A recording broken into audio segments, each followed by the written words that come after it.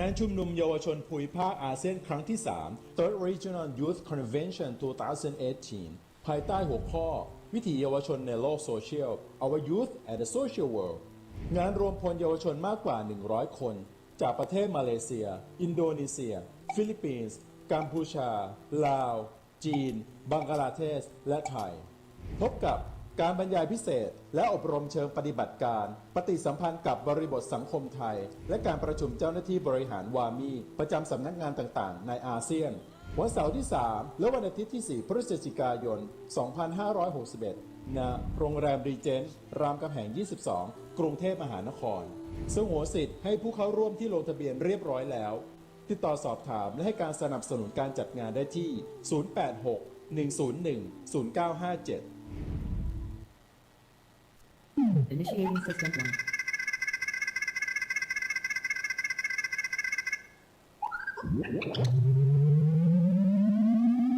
System 1 loaded.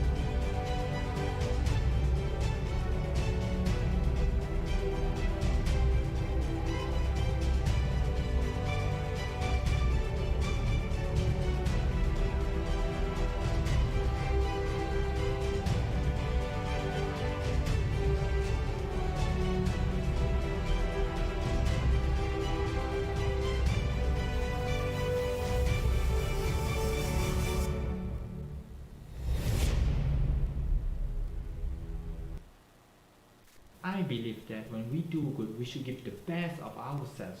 Your very best is your passion and talent. Everyone, including you and I, has a unique set of talent, passion, knowledge, skills, and experience. Therefore, if you do good by making use of your talent and passion, it will be very special because it can only come from you. As for me, I'm very passionate about canvas painting. I believe that painting has the power to influence others positively. I paint to fill someone's life with good feelings. This is my way. How do you do good? Every day I live, but I'm good instead. It feels like everyone has turned their backs on me. No one cares about my feelings. Is living still worth it?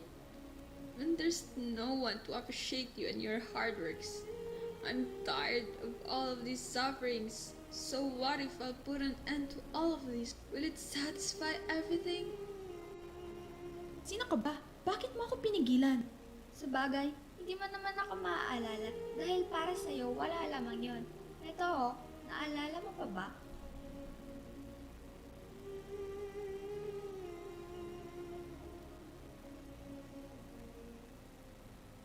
So, if you think that there's no one who will appreciate you, well, you're wrong. Because there's someone, somewhere, who will appreciate your worth more than anyone else. So keep going.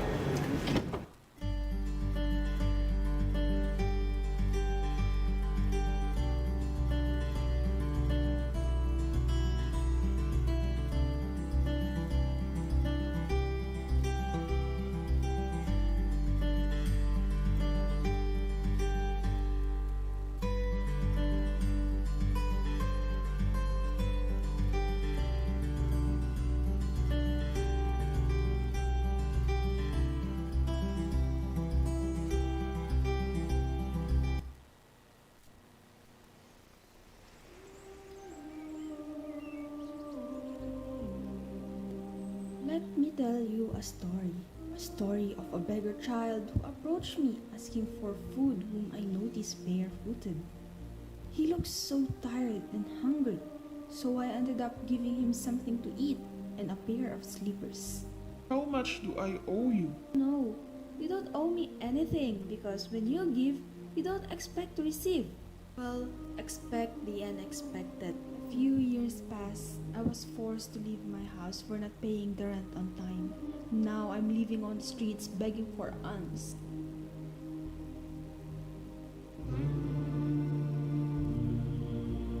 One day, someone gave me a letter, and upon reading it, it broke my heart. MashaAllah, I never thought that a small help in the past would have a bigger compensation. الله الرحمن الرحيم ومن أحسن قولا ممن دعا إلى الله وعمل صالحا وقال إنني من المسلمين.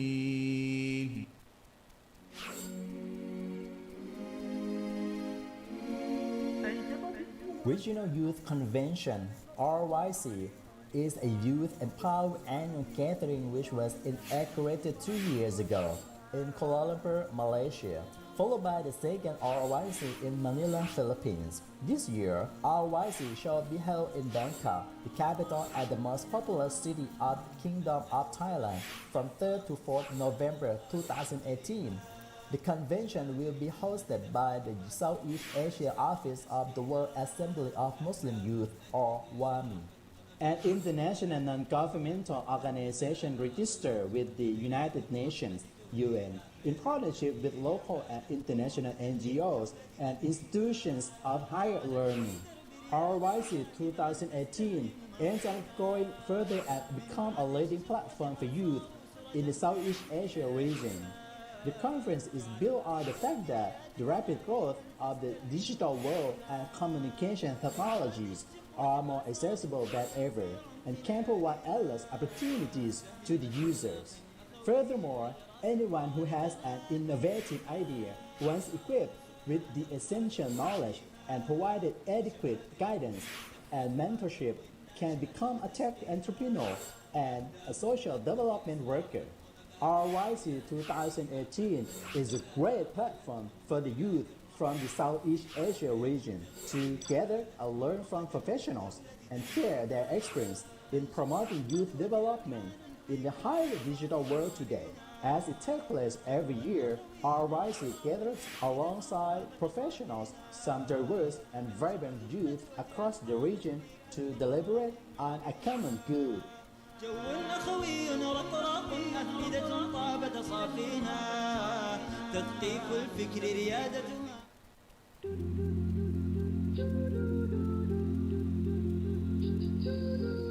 Hari ini kau gagah perkasa, kau riang ceria, engkau bebas ke mana-mana. Kau digelar pemuda, kau harapan bangsa, kau tunjang agama.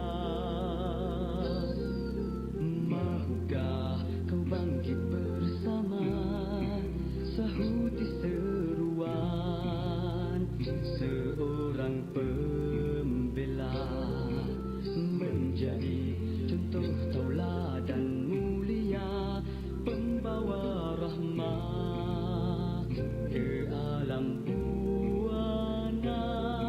Mari kita cipta sejarah, usaha ditambah keringat dicurah, ilmu digali, iman ditambah erat, hubungan jalinkan ukhuwah. Bangkitlah aksi, tunaikan janji-janji. Inilah harapan, tunaikan kewajiban. Tanggung jawab lebih banyak dari masa, keampunan lebih besar dari dosa. Kejayaan kita tunggu pasti tiba, demi Islam kita korban apa saja.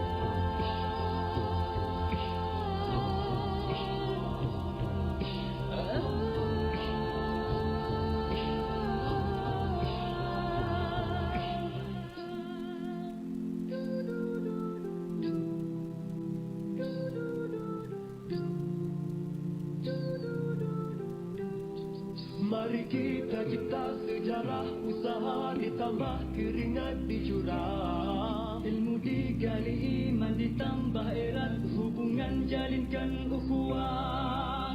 Bangkitlah aksi, tunaikan janji-janji. Inilah tunaikan kewajiban,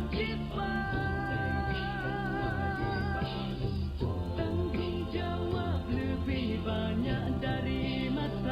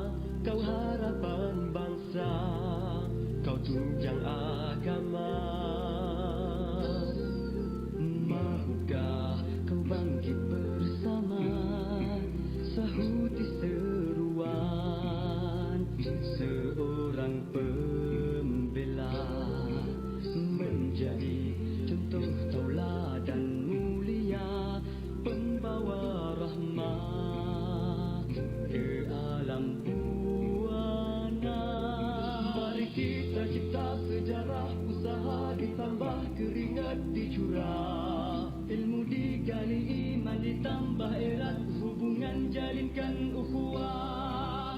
Bangkitlah aksi, tunaikan janji-janji. Inilah harapan, tunaikan kewajiban. Tanggung jawab lebih banyak dari masa, keampunan lebih besar dari dosa. Kejayaan kita tunggu pasti tiba, demi Islam kita korban apa. งานชุมนุมเยาวชนภูมิภาคอาเซียนครั้งที่ 3 Third Regional Youth Convention 2018 ภายใต้หัวข้อวิถีเยาวชนในโลกโซเชียล Our Youth at the Social World งานรวมพลเยาวชนมากกว่า 100 คน จากประเทศมาเลเซีย อินโดนีเซีย ฟิลิปปินส์ กัมพูชา ลาว จีน บังกลาเทศ และไทย พบกับการบรรยายพิเศษ และอบรมเชิงปฏิบัติการ ปฏิสัมพันธ์กับบริบทสังคมไทย และการประชุมเจ้าหน้าที่บริหารวามีประจำสำนักงานต่างๆ ในอาเซียน วันเสาร์ที่ 3 และวันอาทิตย์ที่ 4 พฤศจิกายน 2561 ณ โรงแรมรีเจนต์รามคำแหง 22 กรุงเทพมหานครสงวนสิทธิ์ให้ผู้เข้าร่วมที่ลงทะเบียนเรียบร้อยแล้ว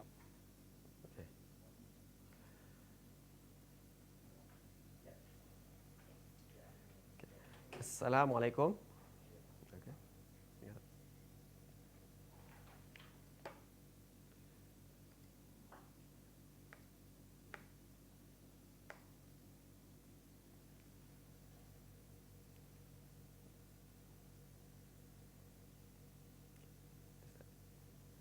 Okay. Assalamualaikum and a very good morning. How's everyone doing? We hope everyone is fine, is in the pink of health, staying safe wherever you are. My name is Munir Najmi, and I should be joined by my colleague later on, Brother Amar Muaz, and together we will be your MC for today.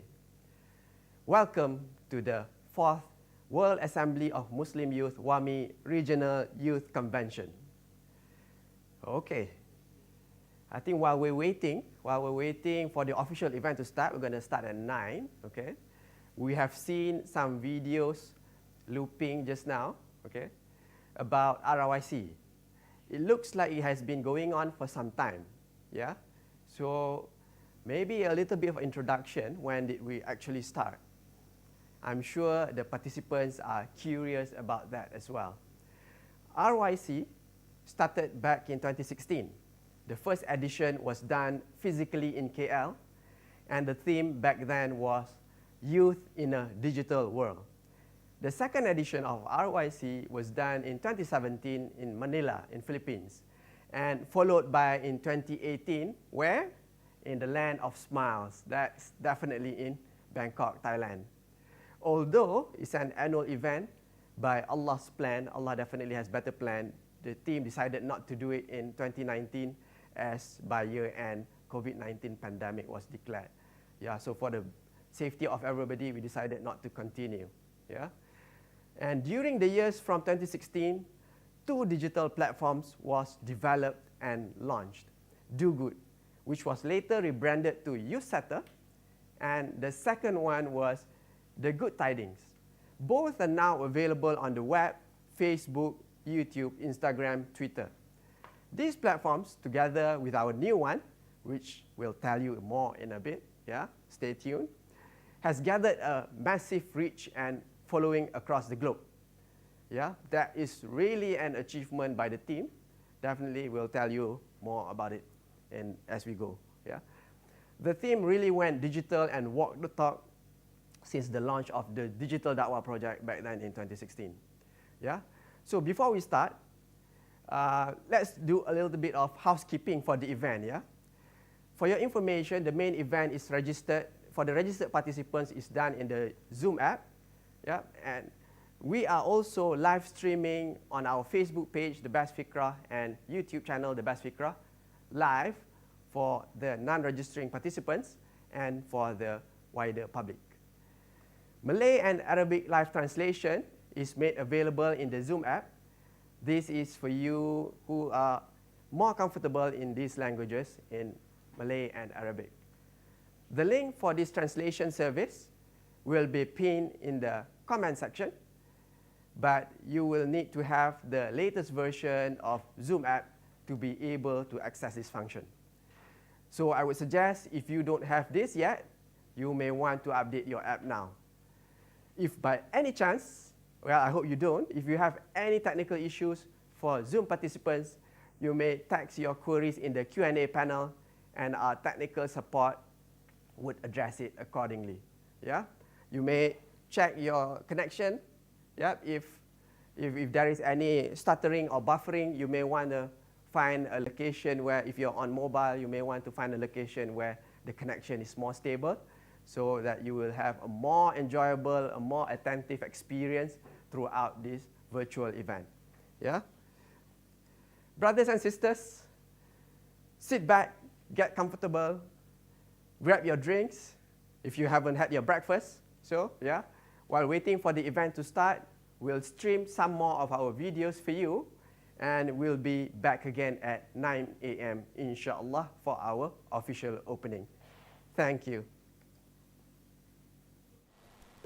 งานชุมนุมเยาวชนภูมิภาคอาเซียนครั้งที่ 3 Third Regional Youth Convention 2018 ภายใต้หัวข้อวิถีเยาวชนในโลกโซเชียล Our Youth at the Social World งานรวมพลเยาวชนมากกว่า 100 คนจากประเทศมาเลเซีย อินโดนีเซีย ฟิลิปปินส์ กัมพูชา ลาว จีน บังกลาเทศ และไทย พบกับการบรรยายพิเศษและอบรมเชิงปฏิบัติการปฏิสัมพันธ์กับบริบทสังคมไทยและการประชุมเจ้าหน้าที่บริหารวามีประจำสำนักงานต่างๆในอาเซียนวันเสาร์ที่ 3 และวันอาทิตย์ที่ 4 พฤศจิกายน 2561 ณ โรงแรมรีเจนต์รามคำแหง 22 กรุงเทพมหานครสงวนสิทธิ์ให้ผู้เข้าร่วมที่ลงทะเบียนเรียบร้อยแล้วติดต่อสอบถามและให้การสนับสนุนการจัดงานได้ที่ 086-101-0957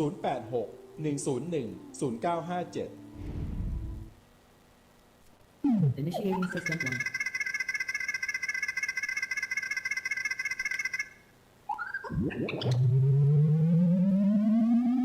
System 1 loaded.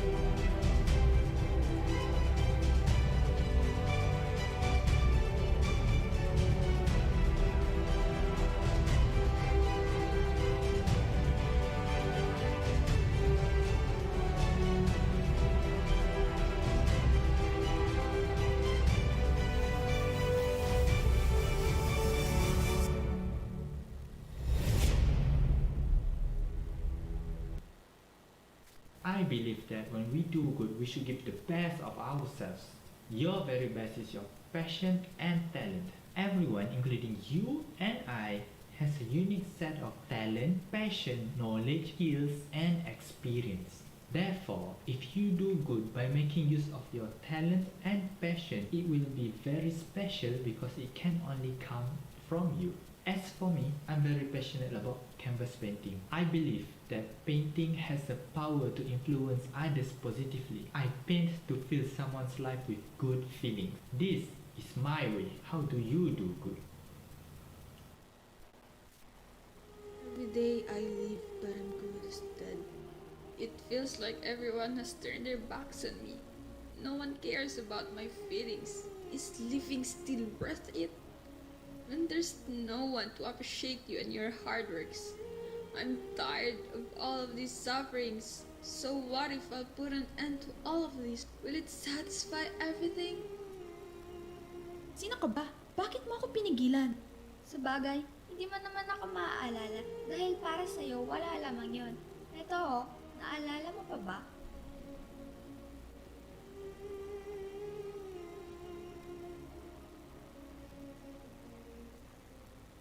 So, if you think that there's no one who will appreciate you, well, you're wrong. Because there's someone, somewhere, who will appreciate your worth more than anyone else. So keep going.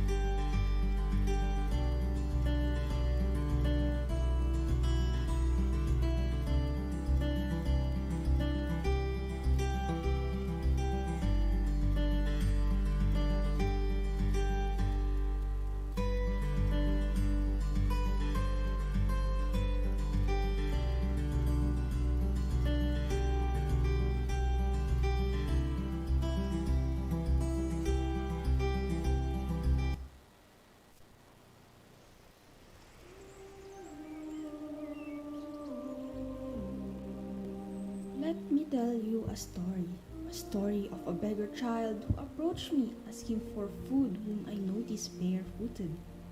He looked so tired and hungry, so I ended up giving him something to eat and a pair of slippers. How much do I owe you? No, you don't owe me anything because when you give, you don't expect to receive. Well, expect the unexpected. A few years passed. I was forced to leave my house for not paying the rent on time.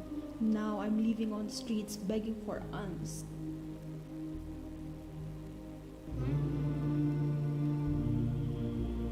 One day someone gave me a letter, and upon reading it, it broke my heart. MashaAllah, I never thought that a small help in the past would have a bigger compensation. الله الرحمن الرحيم ومن أحسن قولا ممن دعا إلى الله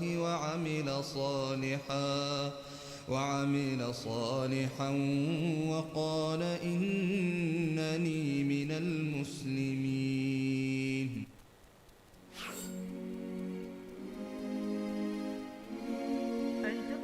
Regional Youth Convention or Bismillahirrahmanirrahim. Assalamualaikum warahmatullahi wabarakatuh. أهلا وسهلا ومرحبا بكم جميع السادات والسيدات. His Excellency Haji Ahmad Marzuki bin Sha'ari, Deputy Minister of Religious Affairs Malaysia, Ustaz Nasruddin bin Hassan, President of Yadim, Emeritus Professor Dato Abang Abdullah Abang Ali, WAMI Representative for Southeast Asia, Tan Sri Dato Amar Haji Abdul Aziz Dato Haji Hussein, the President of Hikmah, representatives from WAMI, country officers in Southeast Asia, Brother Azhar Jadda Majid, Director WAMI Philippines, Brother Aang Swandi, Director WAMI Indonesia, Brother Abdul Rashid, Director WAMI Thailand, Brother Dr. Zahri from WAMI Cambodia, brothers and sisters in Islam, both welcome to WAMI Regional Youth Convention 2020. I am Munir Najmi. And I am Ahmad Muaz. And we are very happy to be your MCs for today. Alhamdulillah, Alhamdulillah, Alhamdulillah. Today, our fourth edition of RYC. We are joined by more than 500 participants from various parts of the world, 12 countries as of now that we've been told, in total, including 9 Southeast Asian countries across multiple time zones. That's true, Munir. We have participants connecting with us from Brunei, Indonesia, selamat datang, Philippines, Maligayang Pagdating, Singapore, welcome, Thailand, Sawadi, Vietnam, Chào mừng, Cambodia, Saus Bakom, Laos, Sabaidi, Bangladesh, Nigeria, Australia, and not to forget our very own host country, Malaysia. Wow, Alhamdulillah. There is a long list of countries who join us today. Praise be to Allah subhanahu wa ta'ala for such a great turnout for the event today. Thanks, Muaz. Before we go further, for the benefit of those who just tuned in, let us brief a little bit about the proceedings of the event. The main event for today, for those registered participants, is in Zoom app. We have more features here. For your information, we are also live streaming to Facebook page, The Best Fikrah, as well as YouTube channel, The Best Fikrah, for non-registering participants and the wider public audience. Malay and Arabic live translation is made available in the Zoom app. This is for those of you who are more comfortable in these two languages, in Malay and Arabic.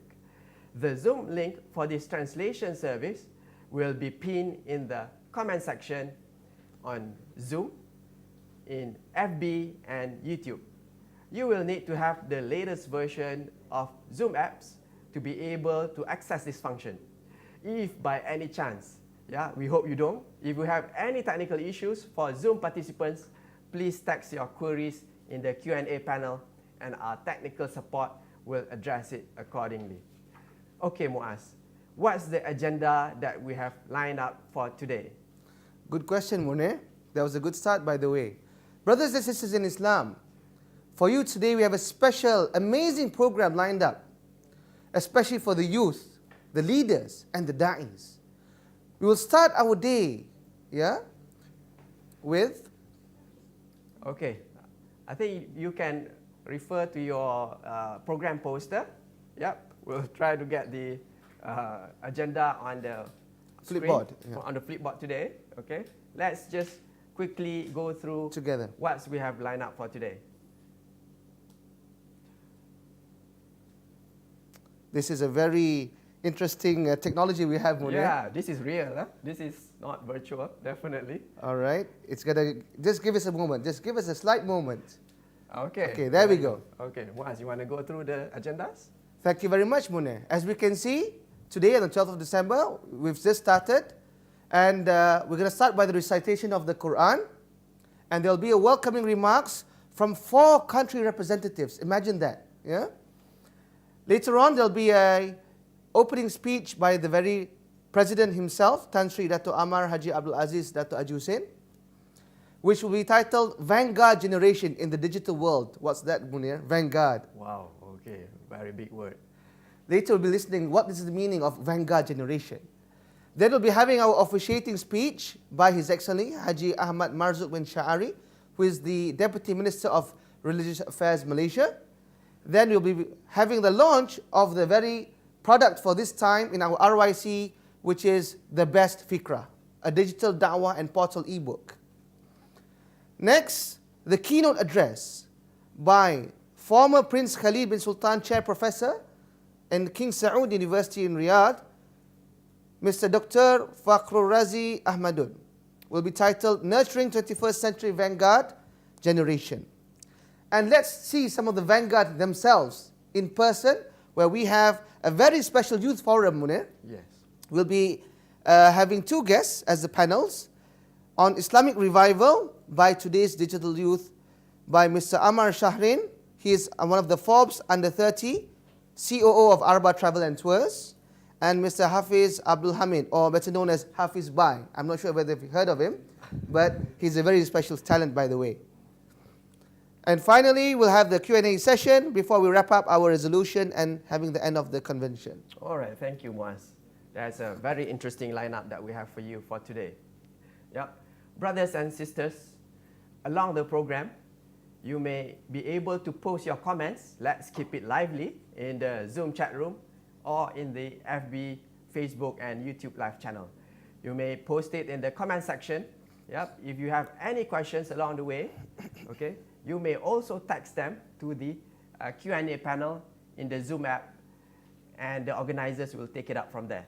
Q&A will be open only for the youth sharing session. Yeah, so keep the questions with you and keep it posted, and we'll address it when it comes. That's good. Okay, That's good. Muaz, to be honest, this is my first RYC. Wow, when me too. Did RYC, Me too, you know. You too, yeah. Yeah. So when did it start actually? Well, the Youth RYC Regional Youth Convention was initiated back in 2016, where during that time, the first product was launched, Digital Da'wah Project. And to date, we have developed 3 digital platforms focusing on various segments of the community. All right? In our first edition, which was held in Kuala Lumpur, where we are right now today, and today is actually unique because everyone is today here. It was entitled Youth in the Digital World.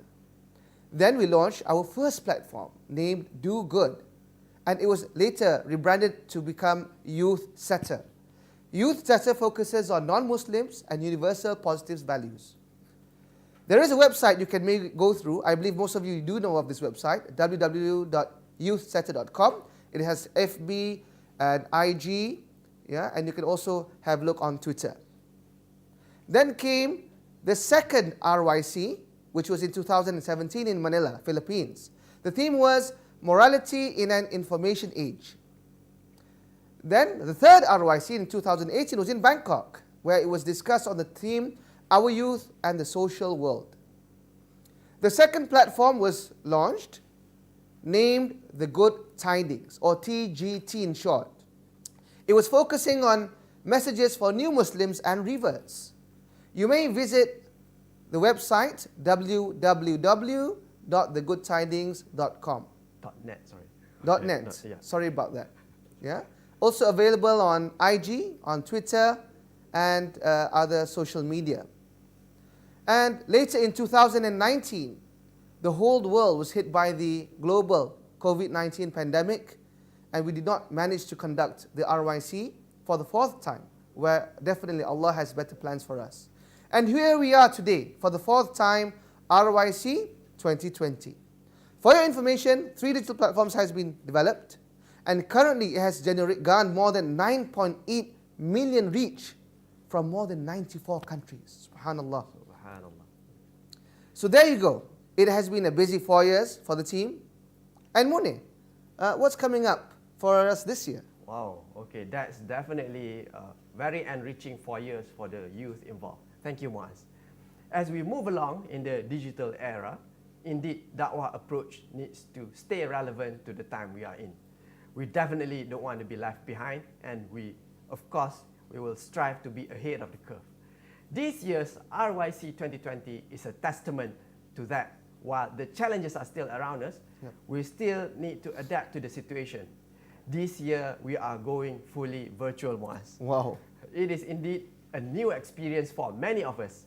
For me, definitely. Yeah, me This too. year's convention shall focus on the theme Vanguard Generation Reclaiming Our Revivalist Stance, with the objective of inviting Muslim youth in the Southeast Asia region, especially, and the world at large in general, to be part of the Vanguard generation. Instead of just being another typical Gen Y or millennials, the Vanguard generation is the one that supports Islamic revival and bring to the world the positive values of vibes, as the youth call it, and more than that, all the good that Islam has to offer to mankind. Right? So, who is a Vanguard? What does it mean by a Vanguard? What does it mean by revivalist stance? Stay tuned to find out more. Okay. Secondly, Muaz, a moment ago, you were explaining about the two previous platforms. Yeah? Yep. That was launched in previous years, in 2016 and 2018 of RYC. Correct. And today, we shall be launching our third digital Da'wah portal together with a booklet. Okay, Muaz. Wow, that's right, Munir. Without further ado, and seeking blessings from Allah subhanahu wa ta'ala, let us begin our day with the recitation from the Holy Quran, Tawjih min Allah. So let us invite Brother Asif Ihsan Taufik from Wami to recite Surah An-Nur, verse 54 to verse 57, and Surah Al-Baqarah, verse 285. Let us welcome Brother Asif. فليتفضل مشكورا.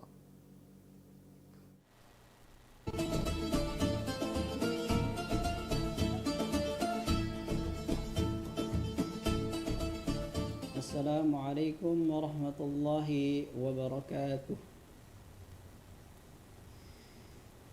أعوذ بالله من الشيطان الرجيم. بسم الله الرحمن الرحيم. قل أطيعوا الله وأطيعوا الرسول فإن تولوا فإنما عليه ما حمل وعليكم ما حملتم وإن تطيعوه تهتدوا وما على الرسول إلا البلاغ المبين. وعد الله الذين آمنوا منكم وعملوا الصالحات ليستخلفنهم في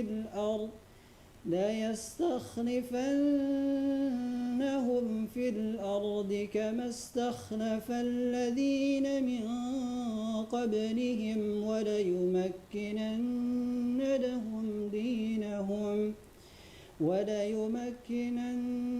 لهم دينهم الذي ارتضى لهم وليبدلنهم من بعد خوفهم أمنا يعبدونني لا يشركون بي شيئا ومن كفر بعد ذلك فأولئك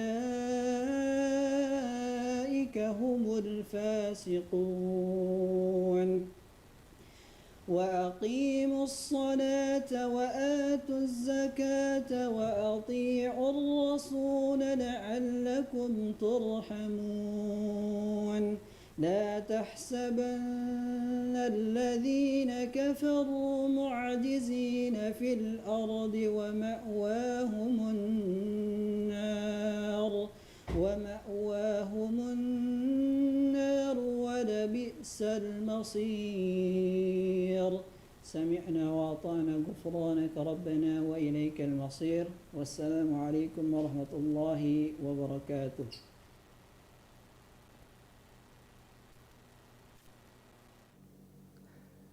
Jazakallah khairan kathira to Brother Asif Ihsan Taufik from Wami. Thank you very much. In the verses that was recited, Allah had reminded us regarding Surah Al-Baqarah on how the prophets and all of those created in this world, they bow down and follow to what has been ordained by Allah subhanahu wa ta'ala. And this is one of the main fundamental reasons that we are created. Remember, brothers and sisters, we are, number one, the Khalifa of Allah, the vicegerent of Allah, to maintain this land, to maintain this world. And number two, we are a da'i.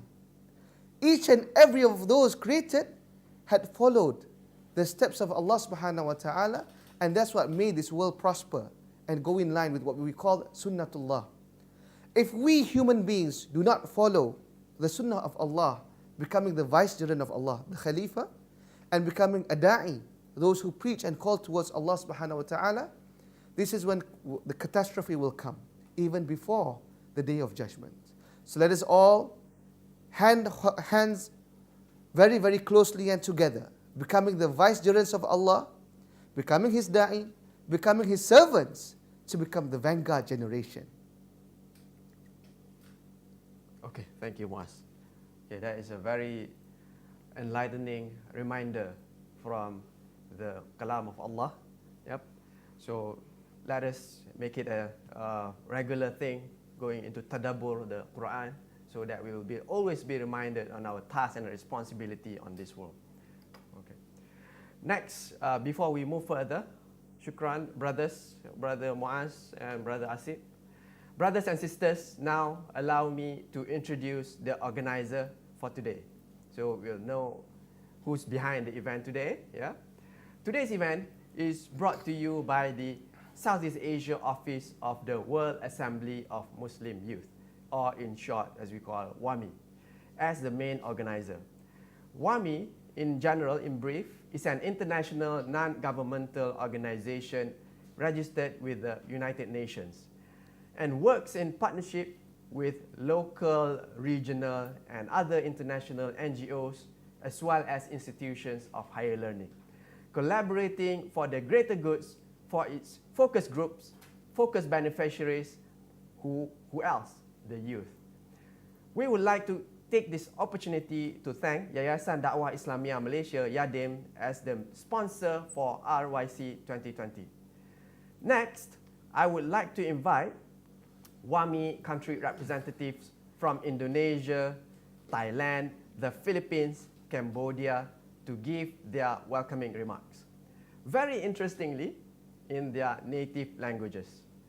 Please welcome.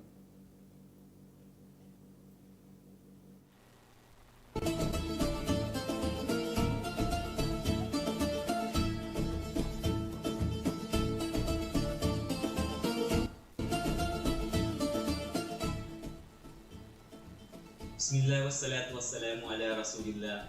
Amma ba'd. Assalamualaikum warahmatullahi wabarakatuh. Isang maluwalhating pagbati ng magandang umaga mula sa inyong lingkod dito sa Pilipinas at sa Harmansid ng WAMI Philippines. Alhamdulillah, ang Regional na Kapulungang Pangkabataan o RYC ay isang inisyatibo na pinangunahan ng ating office sa Southeast Asia. Ito ay sa pangunguna ng ating mahal na Dr. Professor Abdullah Abang Ali sa Kuala Lumpur, in Malaysia. Alhamdulillah, mula noon, ito ay naging taunang inisyatibo na napagkasunduan ng matataas na opisyal o namamahala ng WAMI sa Timog Silangang Asya na gawin ito taon-taon sa iba't ibang bansa ng miyembro ng WAMI Southeast Asia. And alhamdulillah, noong 2017, malugod nating tinanggap ang pag-organize ng RYC 2017 dito sa Pilipinas. And more than 200 delegasyon ang dumating mula sa itong bansa dito sa Southeast Asia na converge natin sa capital city ng Manila. In 2018, ito ay sinundan ng WAMI Thailand sa pamumuno naman ng Wami Thailand Office at ito ay ginanap sa Bangkok, alhamdulillah. At ngayon, malugod nating itinagagala ngayong 2020, ito ay ating ginaganap sa Kuala Lumpur, Malaysia. Ngayong muli nating pagpupulong sa tema Vanguard Generation, reviving our revivalist stance. Sana sa kabila ng pandemya na ating kinakaharap at sa iba't ibang issue na sadyang nakakapiktado sa lahat ng kamusliman sa buong mundo, hiling at pinagdarasal natin sa Allah Subhanahu wa Ta'ala na sana ito ay maging dahilan o maging daan sa magandang usaping pangkapayapaan at kaunlaran sa kung saan man tayo. Alhamdulillah, patuloy tayo sa ating advokasya, sa ating mga ginagawa at hinihiling natin sa Allah Subhanahu wa Ta'ala na sana ito'y patnubayan niya. Naway ito'y pagpalain ni Allah Subhanahu wa Ta'ala ang ating mga pagsusumikap dito sa dunya at bigyan tayo ng gantimpala sa Yawmul Akhirah.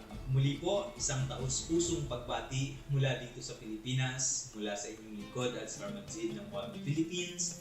Mabuhay RYC 2020, mabuhay po tayong lahat. Wassalamualaikum warahmatullahi wabarakatuh. Mula sa Pilipinas, mabuhay RYC 2020! Bismillahirrahmanirrahim. Assalamualaikum warahmatullahi wabarakatuh.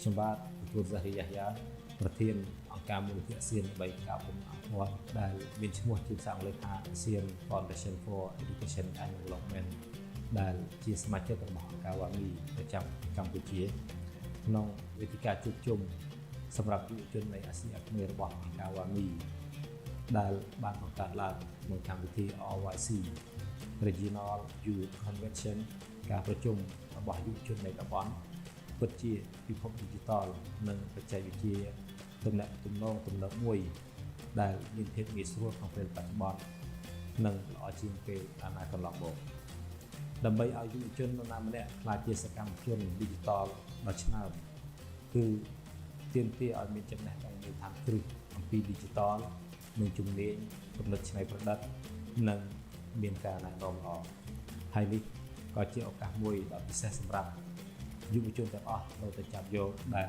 មិនអាចធ្វេសប្រហែសបានអល់ហាំឌុលីឡាសម្រាប់ការប្រជុំហើយក៏សង្ឃឹមថាការជួបជុំ RYC ក្នុងឆ្នាំនេះនឹងទទួលបានការតបស្នងពីអល់ឡោះស៊ុបហានាហ៊ូវតាអាឡាចំពោះរាល់ការប្រឹងប្រែងរបស់យើងទាំងអស់គ្នាអាមីនវ៉ាស្សាឡាមុអឡៃគុំវ៉ារ៉ាហ្មាតុលឡោហ៊ីវ៉ាបារកាតុហ៍بسم الله الرحمن الرحيم الحمد لله رب العالمين وبه نستعين ولا حول ولا قوة إلا بالله العلي العظيم السلام عليكم ورحمة الله وبركاته ครับผมอับดุลรชีดนิรินทร์ปีแรผู้อำนวยการสภายุวมุสลิมโลกประเทศไทยนะครับขอบคุณทีมงาน YRC Regional Youth Convention หรือการชุมนุมเยาวชนระดับภูมิภาคนะครับซึ่งโครงการนี้ได้เริ่มต้นปี 2560 ที่กรุงกัวลาลัมเปอร์มาเลเซียภายใต้กิจการบูบูดนะครับแล้วก็ครั้งที่ 2 จัดที่กรุงมะนิลาประเทศฟิลิปปินส์แล้วก็ครั้งที่ 3 ปีล่าสุดนะครับจัดที่กรุงเทพมหานครปี 2562 นะครับซึ่งเยาวชนได้มีเข้าร่วมที่ประเทศไทยล่าสุดนี้150 คนนะครับจาก 10 ประเทศอาเซียนอัลฮัมดุลิลละห์นะครับปัจจุบันโครงการนี้ได้เติบโตได้พัฒนาต่อเนื่องเกิดโครงการเยาวชนย่อยๆเช่น Youth Center Youth Training และอื่นๆนะครับจากการสำรวจในโลกออนไลน์นะครับโครงการนี้ได้รับการตอบรับจากผู้คนประมาณ 2.5 ล้านคนและ1 ล้านคนในนั้นคือเยาวชนนะครับสุดท้ายต้องขออัลลอฮฺซุบฮานะฮูวะตะอาลาประทานความดีงามและก็ขอให้การชุมนุม YRC ในครั้งนี้นะครับได้สร้างประโยชน์สร้างเกิดสิ่งใหม่ๆนวัตกรรมใหม่ๆให้แก่เยาวชนรุ่นใหม่ของเรานะครับขอให้อัลลอฮฺซุบฮานะฮูวะตะอาลาประทานความดีงามให้แก่ทุกคนที่ได้มีส่วนร่วมนะครับวัสสลามุอะลัยกุมวะเราะห์มะตุลลอฮิวะบะเราะกาตุฮ์ Bismillahirrahmanirrahim. Assalamualaikum warahmatullahi wabarakatuh. Saya Ang Suwandi, Direktur WAMI Indonesia. Untuk Regional Youth Conference RYC 2020, meskipun ada pandemi global virus corona COVID-19, kami menyelenggarakan RYC dalam situasi normal. Kita selenggarakan secara daring, yaitu melalui konferensi video online. Kami senang perwakilan dari seluruh negara berkumpul di sini pada hari ini untuk tujuan mulia ini. Tahun ini kami memfokuskan pada tema generasi pelopor merebut kembali posisi revivalis kita. Kita bidik para pemimpin muda muslim untuk berpegang pada fikrah yang terbaik bersama untuk misi kebangkitan Islam sekaligus memanfaatkan dunia digital pada saat ini. Alhamdulillah atas silaturahmi ini, mudah-mudahan RYC pada tahun ini memberikan manfaat kepada kita semua, baik yang ada di sini ataupun juga yang ada di sana.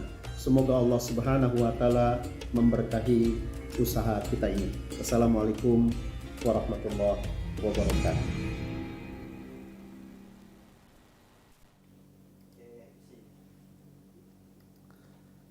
Subhanallah. Thank you very much to all the brothers. Jazakumullahu khairan kathir wa khairan jaza.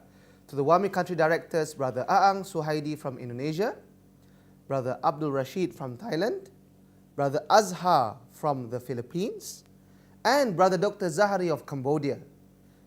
Thank you again for the heartfelt, warm welcome in their respective native languages. Lita'arufu, Allah made us to know each other. It reflects the diversity of Allah's wealth, spreading Islam in various parts of the world we live in. Before we move to the next lot, there will be a poll questionnaire for all of you out there, the participants in Zoom application to answer. Right? This is very unique. This is the first time we are here in the studio. There's about almost 10 of us. You can't see us. You can only see me and Munir. But I know there's hundreds of you back there who wants to get more of the action involved in this convention. Right, Munir? Yes, definitely. It would be very boring if it's a one-way thing. So let's keep the thing lively and let's interact and get some feedbacks. All right, Munir. So how do we start this questionnaire? Okay. So can we put up the poll questions in the screen? Okay, good. Right. So the first question. In your opinion, how important is it to contribute to Islamic revival beyond your home country? You may think that it's not important. Okay. The citizens of the other countries understand their context better.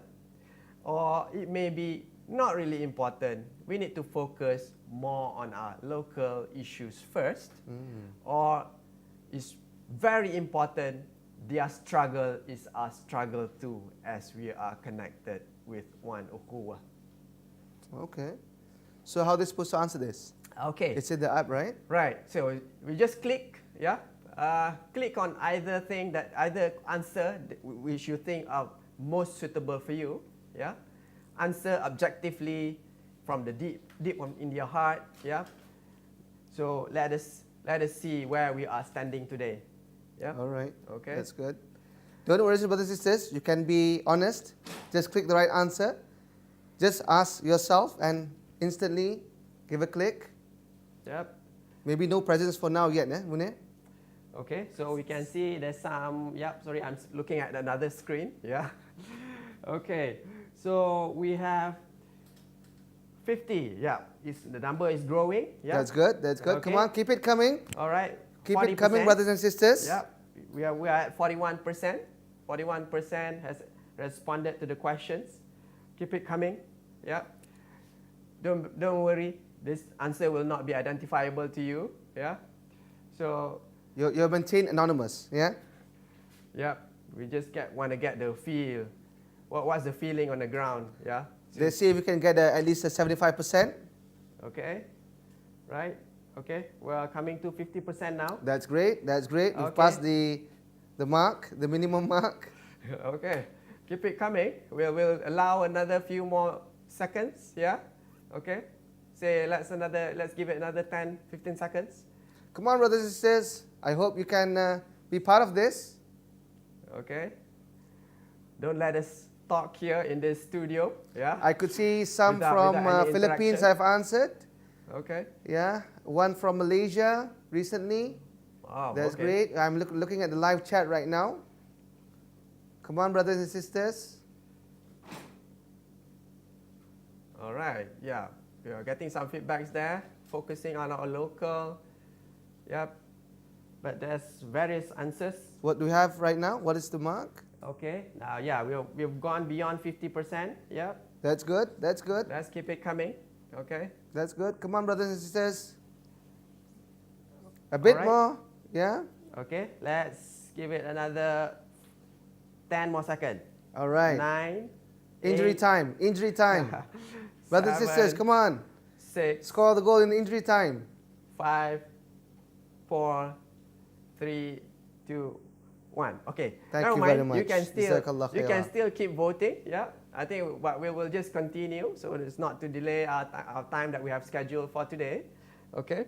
So I think we can move forward, Brother Muaz, to our next agenda. Okay. Thanks so much, Brother Munir. That was a great session. Hope all of you are engaged and not letting us alone in this conference, in this convention. Next, let's ease further into more serious business. We have lined up for today, and I have the honor to invite Tan Sri Dato' Amar Abdul Aziz, Dato' Haji Hussein, the president of Hikmah. Hikmah is a da'wah non-governmental organization, or NGO, based in the state of Sarawak, that's in East Malaysia, which has vast experience in da'wah efforts in Malaysia. Tan Sri Dato' Amar Abdul Aziz will be delivering his opening speech entitled Vanguard Generation in Digital World. Let us please welcome Dato' Amar Abdul Aziz.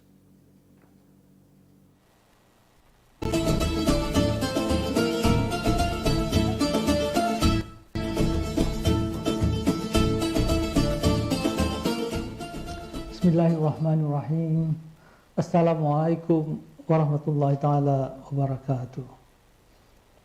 His Excellency Tuan Haji Ahmad Marzuk bin Shahri, Deputy Malaysian Religious Affairs Minister, Emeritus Professor Dato' Abang Abdullah Abang Ali, WAMI Representative for Southeast Asia, brothers and sisters in Islam. Alhamdulillah, we are blessed by Allah subhanahu wa ta'ala with this opportunity to gather, though virtually, in this regional youth conference RYC 2020 hosted by WAMI Southeast Asia from Kuala Lumpur. I'm actually very honored to be given this opportunity to address this August gathering of leaders and daies in Islam in Southeast Asian region under the auspice of WAMI, our World Assembly of Muslim Youth, an international youth organization based in Riyadh, Saudi Arabia, and registered with the United Nations. I have been informed that WAMI has been active in this region since the 1970s and now have branches in Malaysia, Indonesia, Thailand, and the Philippines, and also a member organization in Cambodia, Singapore, China, and Japan. WAMI is active in more than 70 countries in the world and has a stated purpose of preserving the identity of Muslim youth and helping them overcome the problems they face in the modern society. WAMI Regional Youth Convention is an annual event which was started in 2016 with the launch of our digital da'wah project in Kuala Lumpur. To date, we have developed 3 digital platforms which include Portal, Facebook, Instagrams, Twitter, and YouTube in 3 focus areas. Do Good, youth center for non-Muslims. The Good Tidings for non-Muslims or reverts, and the Best Fikrah for Muslim leaders and Daies. Today we shall officially launch our 3rd platform, the Best Fikrah, together with a booklet which shall be available both in hard copies and as ebook and in 2 languages. WAMI Malaysia initiated the Digital Dawah project in 2016 and has received support from Hikmah, Tabung Baitul Sarawak, the Islamic Information Center, and Yadin. WAMI Malaysia has also carried out a number of research projects and has published 2 other booklets apart from its regular youth activities. My brothers and sisters in Islam, the youth are important members of our global society. In the development of the Global Youth Agenda in 1995, the UN General Assembly adopted the World Programme of Action for Youth to the year 2000 and beyond, setting forth a global framework in addressing key issues related to youth and reflecting a dialogue ongoing since the 1960s. The World Programme of Action for Youth outlines 10 priority areas of concern for young people.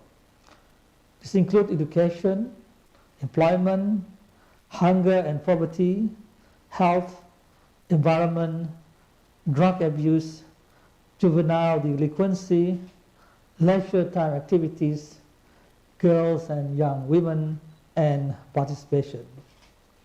It has been reported that out of the 7.8 billion world population today, more than half of the people are under the age of 30. So when we study this era, during the time of our Rasul sallallahu alaihi wasallam, it was the youth who first responded to his call to Islam. The old, to settle in the comfort zone, had too many considerations.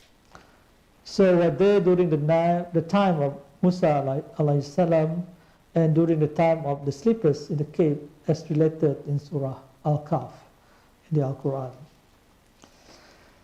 The youth are important members of the Ummah and should not just be tagged as Gen Y or the millennials, but to be nurtured to become the vanguard generation of the Ummah. They should take up activities as well as leadership roles in the society, just like Usama ibn Ziyad, who was appointed as an army commander by Rasul sallallahu alaihi wasallam when he was not even 20 years old.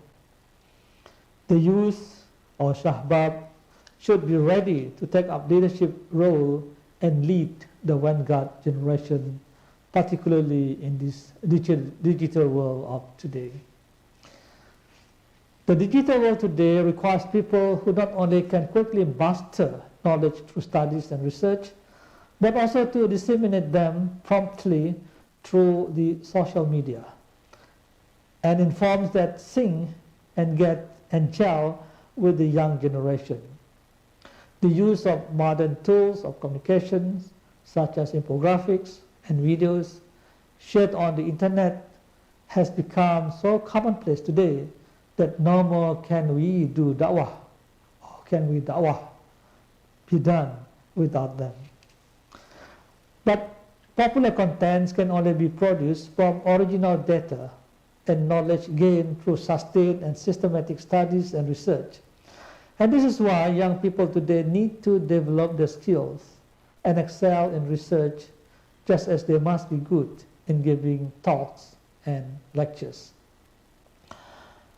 On this, may I draw my attention, or your attention, to a quote by Jim Al-Khalili in the article Rebuilding the Muslim House of Wisdom, in which he reported that the predominantly Muslim countries spend on average less than 0.5% of their GDP on research and development.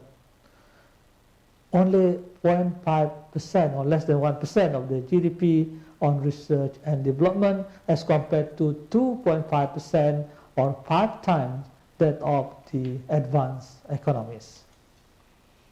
So at the same time, Muslim countries also have fewer than 10 scientists, engineers, and technicians per 1,000 residents, in stark contrast to the global average of 40 and 140 for the developed world.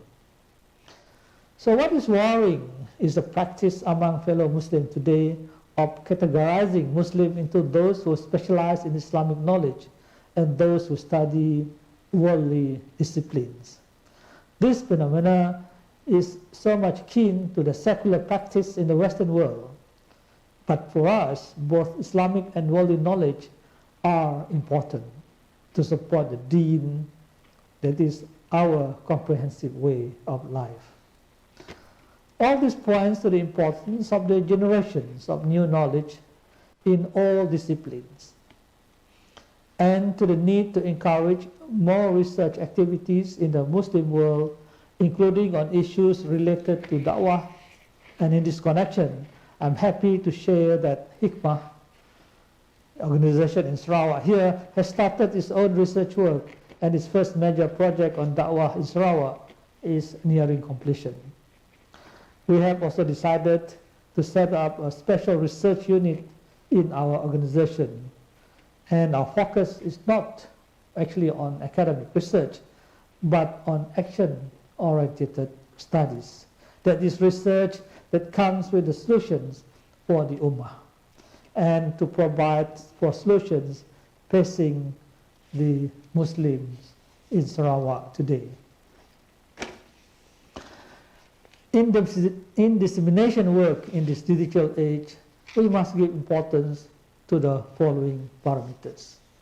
Firstly, the impact of the message. Secondly, on the demography of the interest of the targeted audience or the madu.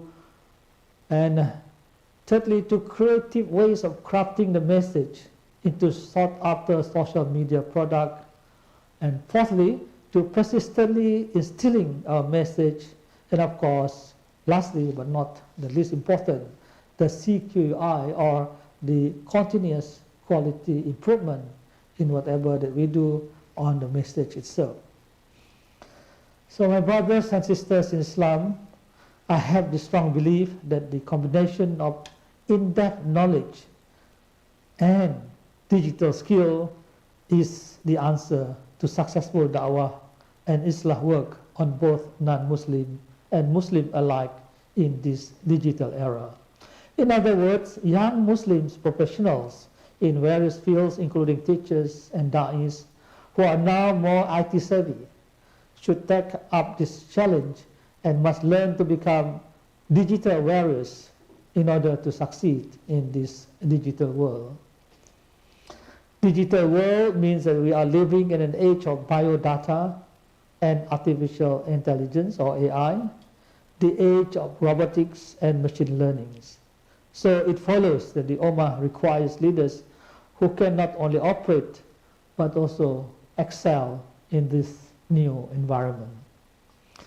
Ya Shabab, you must belong to and thrive in this Vanguard generation and in this new digital world. So with these parting words, let us make dua and see to it that our young generation will be able to take up this Vanguard challenge. Wabillahi taufiq wal hidayah. Wassalamu alaikum warahmatullahi ta'ala wabarakatuh. Thank you.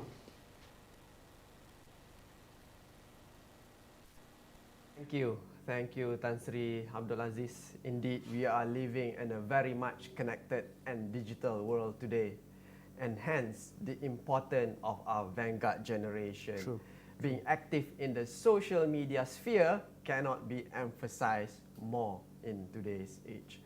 Very Brother true. Muaz, for me, Tan Sri highlighted 3 key things just now. Yeah, if I may highlight a few of them. Yeah, Yep, that's okay. great. So he touched about the Vanguard generation to be at the forefront of action or movement. All right. Yeah. So the youth today, yeah, you have the option of being trailers, followers, or you can be influencers. Secondly, there is about the need to increase knowledge to mankind, something that people can relate to. Yeah. So if I may refer some of my notes, okay. So he mentioned about the need to increase the knowledge for mankind to relate and not secularizing, separating the worldly knowledge from deen and vice versa. Yep. Correct. So from there, only we can start applying deen as our way of life, practically to promote it in a way people can reflect in today's context. The world definitely gets more complex as the day goes by. So this is in contrast to just recycling textbook informations, yeah, classical textbook, modern textbook, but just being theoretical, yeah. So, and we are unable to reflect into this context. He touched a bit on the unsatisfactory statistics, yeah. If I remember just now, he mentioned in Muslim countries, we only have about 0.5%. We only spend 0.5% of GDP in research and development, in generating new knowledge. That is only about, say, 20% as compared to other developed or more advanced countries. Yep. So thirdly, yeah, he aptly mentioned about the digital age, definitely accelerated by the pandemic that we are in, needing youth with new skill set, yeah, who can operate, say, big data, AI, machine learning, and whatnot. Otherwise, definitely you are not able to compete. These youth need to be able to apply all these new skill set, who can operate that can extract information from the vast amount of information that is being generated in the social media, in technical devices and whatnot. Yeah, curate them, put them in proper context, and propagate them in a way that will create positive, big impact to the society. Very true, Mune. When you said about AI, big data, you're talking about the new gold of this era. You're talking about the new black gold. One day people thought that petroleum was everything. Yes. And now data, information. This is why we need you, the youth, to become the Vanguard generation. Just imagine one day, he who owns data and information is he who will control the world. So inshallah, I have full confidence with all of you who are present today. I could see those from Davao City, from Mua, from Indonesia, Jakarta. This is the new leaders of the Ummah, the new leaders of the world. Correct, Munir? Yes, definitely. Who else? You are the leaders, the Da'i, with the youthful energy. What do you do with it? Yeah? If you don't spend it on good things, being the vanguard of the Ummah, then most likely there's a tendency for us to waste it on something that doesn't really matter to the Ummah. Okay? So I think we can probably recap a bit on our poll result. Yeah, I've been waiting for that, Munir. Okay. Just wanted to see what did we manage to find from our poll. All right, it's coming out right now. Let's see what we have. This is live comments and also the results coming in. Wow. Okay, we have answer number 1, 2, and 3. Number 1, not important. Number 2, really important. Not really important. And answer number 3, very important. All right, I believe we're with the right crowd. 92% answered very important. That's a very impressive number, Very Munir. impressive number, yeah. Only 5% said not really important. Okay. And there's a 3% who says not important. Okay, let's see how we can further interact with this crowd, Munir. Yes, okay. So there's some comments there, okay. So shall I read it out, Mohan? Yeah, please, why not? Sure. Okay, so there's some comment from Mr. Saleh Mua. Okay. Muar is a place in Malaysia, right? I suppose so, yeah. I think Yeah, that's probably the yeah. ID that he used. Okay. He says we need deeper mutual understanding between or among various fikrah and uslub or approach, I would say, yeah, of da'wah of our local Malaysian organizations first. Then we can understand better our neighbors as brothers and sisters of da'wah Islamiyah. MashaAllah. Okay. This is interesting, Munir. If I may just interject. Okay, sure. When Mr. Saleh or Brother Saleh was saying different uslub and various fikrah, it just tells how Malaysia is not only dynamic and diverse in its race and religion, even in those who practice da'wah and get engaged with Islamic or da'wah activities are also diverse and dynamic. Right. Correct, Munir? Yes, definitely. It's very dynamic age that we're living now, and definitely different approaches are got to be experimented, studied, and tested. Not only we have to appreciate the verse, لِتَعَارَفُوا, that we know each other amongst color, race, and religion, but even amongst the various uslub and fikrah, Munir. I think it's high time that all the NGOs, the jama'ahs or the groups of da'wah in Malaysia have to sit down and talk together. Talk to each other, definitely. We have to start to engage and not to compete in a negative sense. Sure. Yes, Munir? Definitely, that is not an optimum way of doing things. We are definitely complementary to each other. Nobody can reach everybody. Yeah, and definitely hidayah is from Allah, and we are just part of the puzzle to make it happen. Yeah. We can even see RYC today. 2020 is a very exemplary effort on what we have said just now. Hikmah, where the president just now has talked and given his input, he himself is from Sarawak, where Sarawak is one of the main countries where the majority are non-Muslims. That's why you can see that Hikmah, they're doing a great effort, especially for the non-Muslims. I think it's an exemplary role model that us Muslims, majority here in West Malaysia, should go there and visit and see how do they do da'wah amongst the non-Muslims there. Right, Munir? Yes, interact, learn, collaborate. Definitely vast opportunities there. Okay. That's good. That's good. Right. Okay. So I think it's time for the second poll. I like this. Okay. We have a second one. Well, let's not make us. But still no presents yet, Munir. No presents. Okay. All right. Never mind. I'll tell the organizer to make sure that they give some presents along the way. All right. Okay. Right. Poll number 2. You want to go ahead now, Muaz? Yeah. All right. Listen carefully. It's on your screen actually. You can go into your Zoom application. I'll just quickly read it out.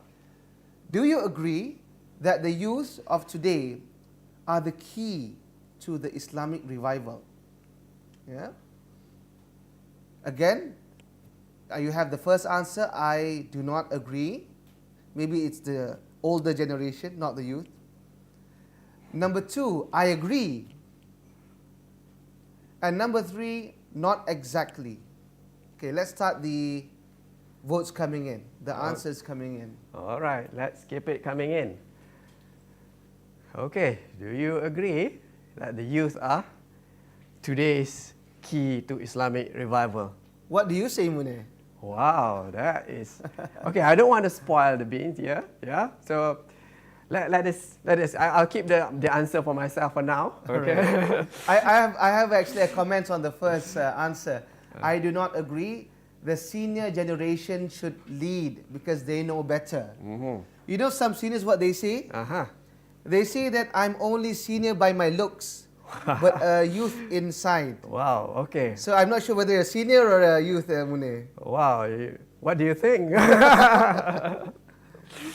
Okay. Okay, let's see. Come on, brothers and sisters, keep those polls coming in. Right, okay. Let's see what is our response so far. Okay, wow. Now we are reaching halfway mark, even that's faster. Good. Come on. Okay. Yeah, that's good. All right, we are at 52%. Okay. We're at 52. This is much better than the first poll. Wow. The first poll took about 5 minutes for us to reach the 50% mark. Yes. Now we're in less than 1 minute and we've already reached 50%. Right. So everybody seems to be warmed up already. Yeah. Getting used to our first exercise. So let's keep it coming. All right. Munir, this is my second international regional conference where the only voice I can hear is myself and my co-MC. If only they can create some technology that we can also listen to your voices. Yes. That would be wonderful. Definitely. So despite that we can't hear you, but you are still here in our hearts. And I believe, like in the hadith of the Prophet, the Prophet said, مَجْتَمَعَ قَوْمٍ فِي بَيْتٍ مِّن بُيُوتِ اللَّهِ إِلَّا نَزَلَتْ عَلَيْهِ السَّكِينَةُ وَالرَّحْمَةُ وَحَفَتْهُمُ الْمَلَائِكَةُ. So despite that, brothers and sisters, we are not together, we are set apart thousands of miles, but the warmth of the tranquility of Allah, the rahmah of Allah, and the angels are spreading their wings for all of us. So please keep those polls coming in, right, Munir? All right, definitely. Yeah. Okay, keep it coming. I think let's move on in the next 5 seconds, okay? 4, 3, 2, 1. Okay, all right. So before we move on to the next generation, you can keep the votes coming. Yeah, we'll read out one comment from our brother Asmin Tahir in Zoom platform. Yeah. Asmin, where is he from? Do we get? Seems like someone from Cambodia, maybe. Okay. No. Okay. Inshallah, maybe one day we can visit you. Definitely. So what does he say, Munir? That will be interesting. Philippines. Okay, Philippines. All right, great. Okay, so Brother Asmin has mentioned the generations for today will be the aspiring generation for the next generation. Yeah. So keep it going. Yeah. We definitely need the spirit. And next, Brother Muaz, you want to... Brother Hassan Al-Hassan. Okay. Is he from Brunei? Because we have Sultan Hassan Al-Bolkiah there. So he says here, who else would continue if our future leaders will not be equipped with what really Islam is? Yeah, of course, it's the youth. Thank you, Sultan Hassan Al-Hassan. This time it's not Sultan Hassan Bolkiah, it's Hassan Al-Hassan. I'm not sure you're from Brunei or not, but I'm just presuming. Okay. Inshallah, if you're not a real Sultan, you'll be the Sultan for the youth of the Ummah, inshallah. Inshallah. Okay. Again, he's from Philippines. Wow. Okay. The second participant from Philippines who's giving a very positive comment. Wow. Maybe the organizers should give something to the Philippines to boost their confidence and efforts, inshallah. Inshallah. Thank you, Hassana. Okay. So let's move on, Brother Muaz. I think it's time for us to move on to the next agenda. Yeah, okay. Of course. All right. So what do we have? Okay. So I think the next one will be the officiating speech. Okay. All right. So I'll pass to you to introduce our guest for today. So thank you again, brothers and sisters. Jazakumullah khairan kathira wa khairan jaza. We will be listening to the officiating speech from our guest of honor. This time, he is His Excellency Tuan Haji Ahmad Marzouk bin Sha'ari, the Deputy Minister of Religious Affairs under the Prime Minister's Department, and he is representing His Excellency Senator Dr. Haji Zulkifli bin Muhammad Al-Bakri, who is the Minister of Malaysian Religious Affairs under the Prime Minister's Department.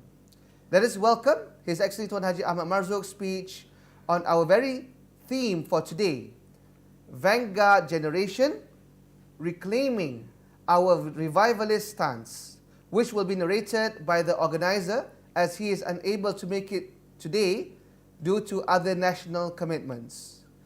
فليتفضل مأجورا.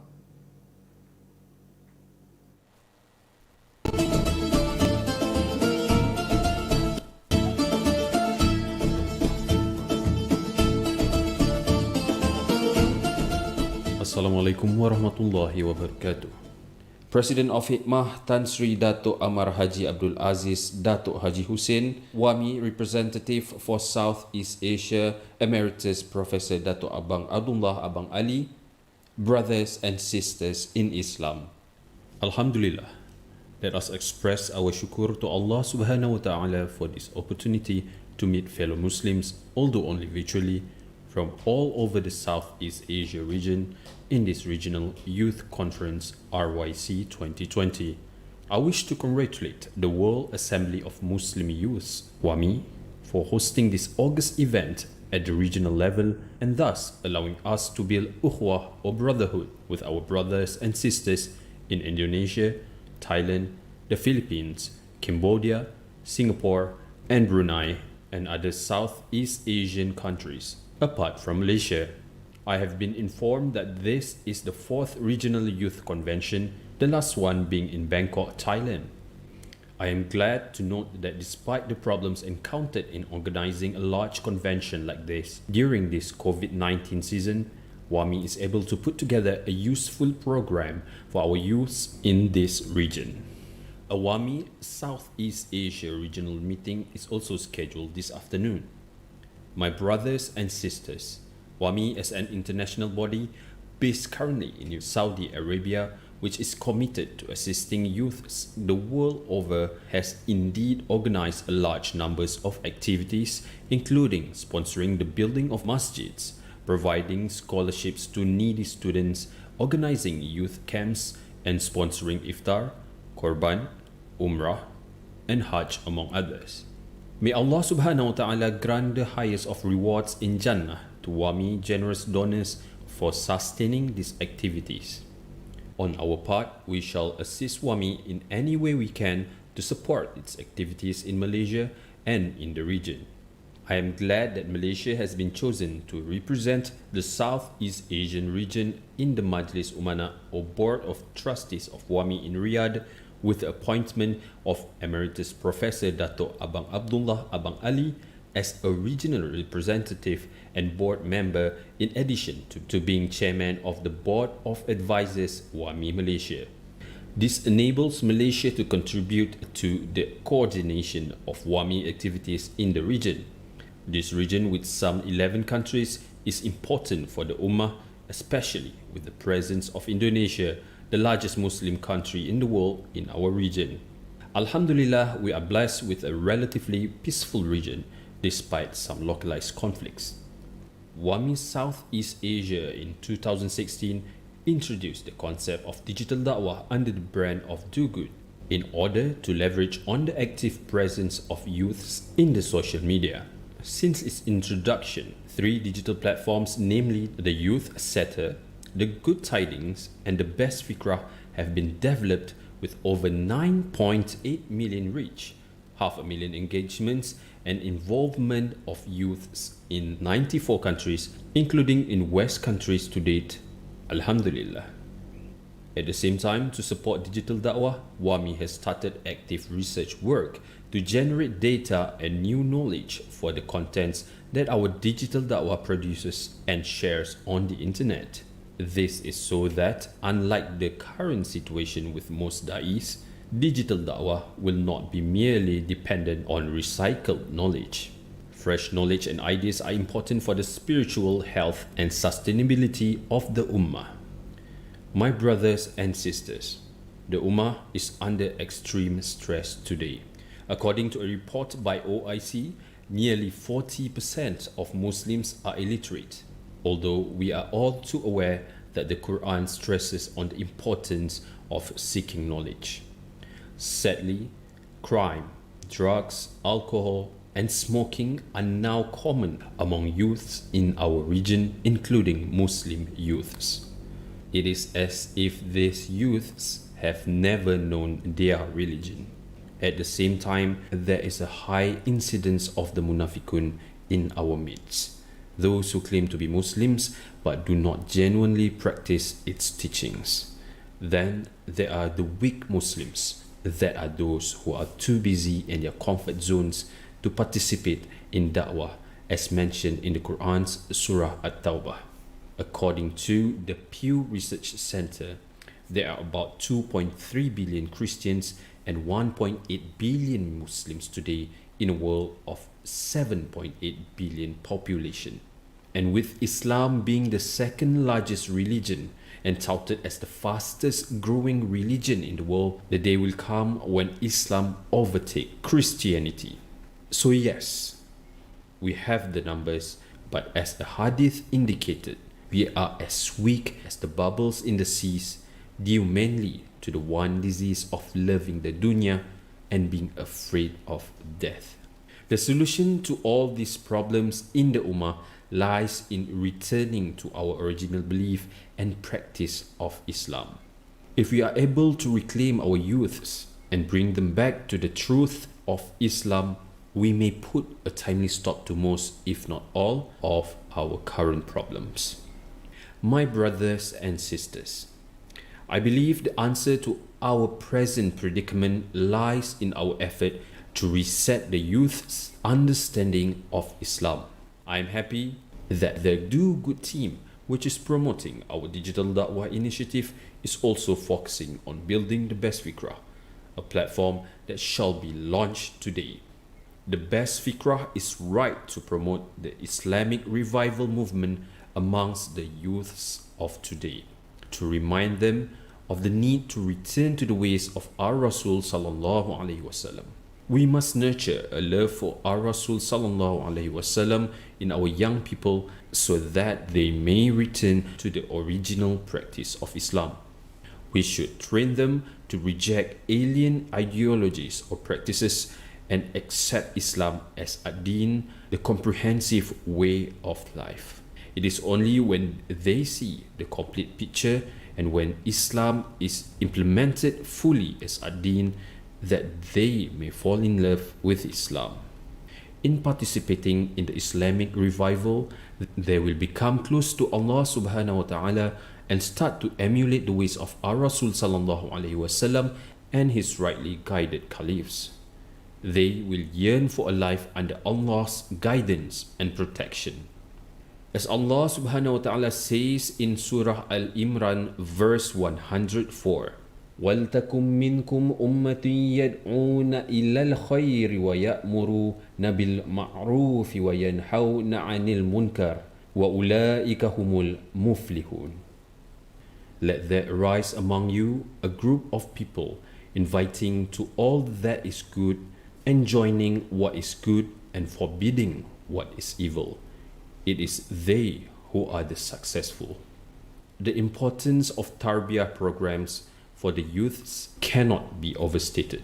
It is the means to equip them with the necessary ilm and skills in leading a life as a mu'min and to involve them in the holy work of da'wah and to help other youths. This is all to support our effort in creating a God-fearing society, one which is peaceful, just to everybody, and with ample opportunities for all. I must say I am attracted to the Do Good slogan or war cry, a better world for all. Indeed, Islam is good tidings for all. This is why I believe Do Good is focusing on sharing universal values with non-Muslims in order to make them good and responsible people and reduce the hate and fear mongering against Muslims that we witness today the world over. Islamophobia is a disease that we need to cure together. It arises from a gross misunderstanding about Islam and Muslims, and the irresponsible acts of some bad and extreme Muslims do not help. My brothers and sisters, to conclude, I wish to stress on the importance of focusing on the young people to make Muslim youths better Muslims as well as non-Muslim youths good citizens of the world. Our future depends on the peaceful coexistence between Muslims and non-Muslims. To support this cause, our Muslim youths must take up the responsibility and be a member of the Vanguard generation and help reclaim the revivalist stance, which is to struggle for a return to the original and pristine teachings of Islam. I would like to see that the Do Good team, while being supported by WAMI, Hikmah, Tabung Baitul Mal Sarawak, Yadim, and others also work closely with our other Malaysian government bodies such as IKIM, JAKIM, MAWIP, in order to bring the good work to the next level. I am glad to note that Yadim has given financial support to this RYC 2020. As Bahasa Melayu or Malay is spoken by a large number of people in this region, may I propose that do good work with our government bodies to translate their contents to Bahasa Melayu. This shall enable more people in this region to benefit from do good contents. At the same time, I understand that there is a planned collaboration by Do Good with Malaysian Research and Education Foundation, MyRef, Multimedia University MMU, and University Science Islam Malaysia USIM in the use of research, 3D modeling, and animation in its video production. I would support this strongly to further enhance the quality of Do Good digital dakwah contents. With that, I thank you for your attention and interest. Wabillahi taufiq wal hidayah. Assalamualaikum warahmatullahi wabarakatuh.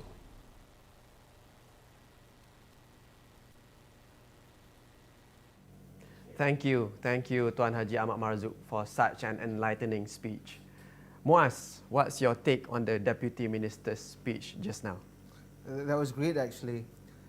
Thank you, Munir. What I can gather from the speech just now, firstly, we need to be aware of the existence of the munafiqun and the weak Muslims.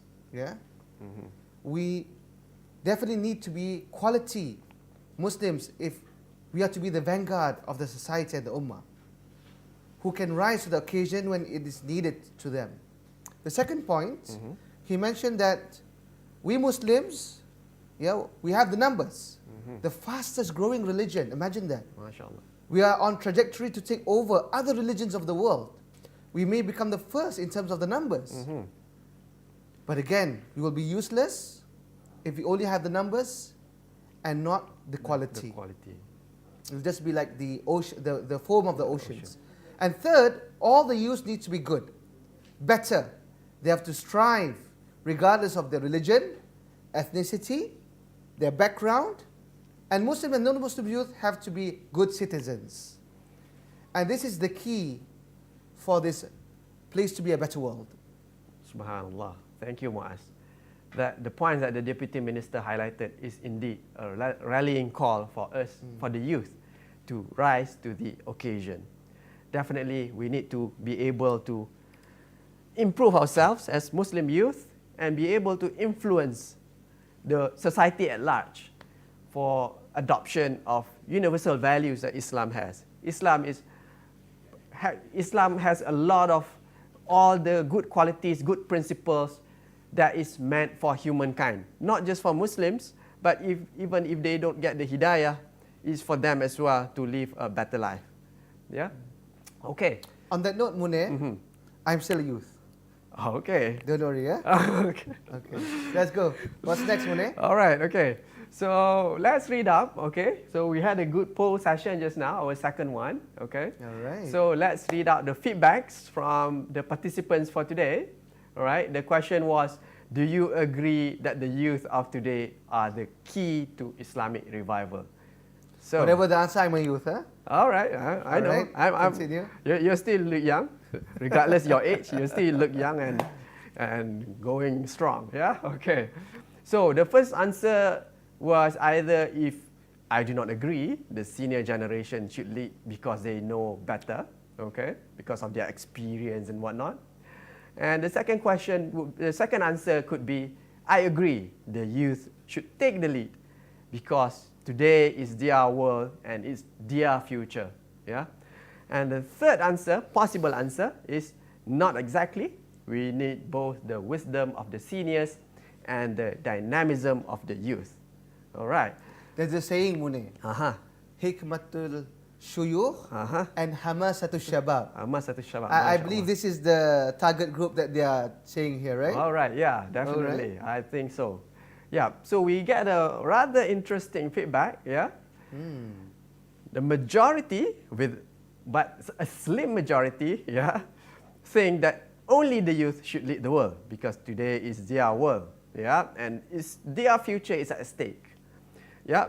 But not much different to that is those who think that we need both the wisdom of the seniors and the dynamism and the energy of the youth today. This looks like the results of the United States general election.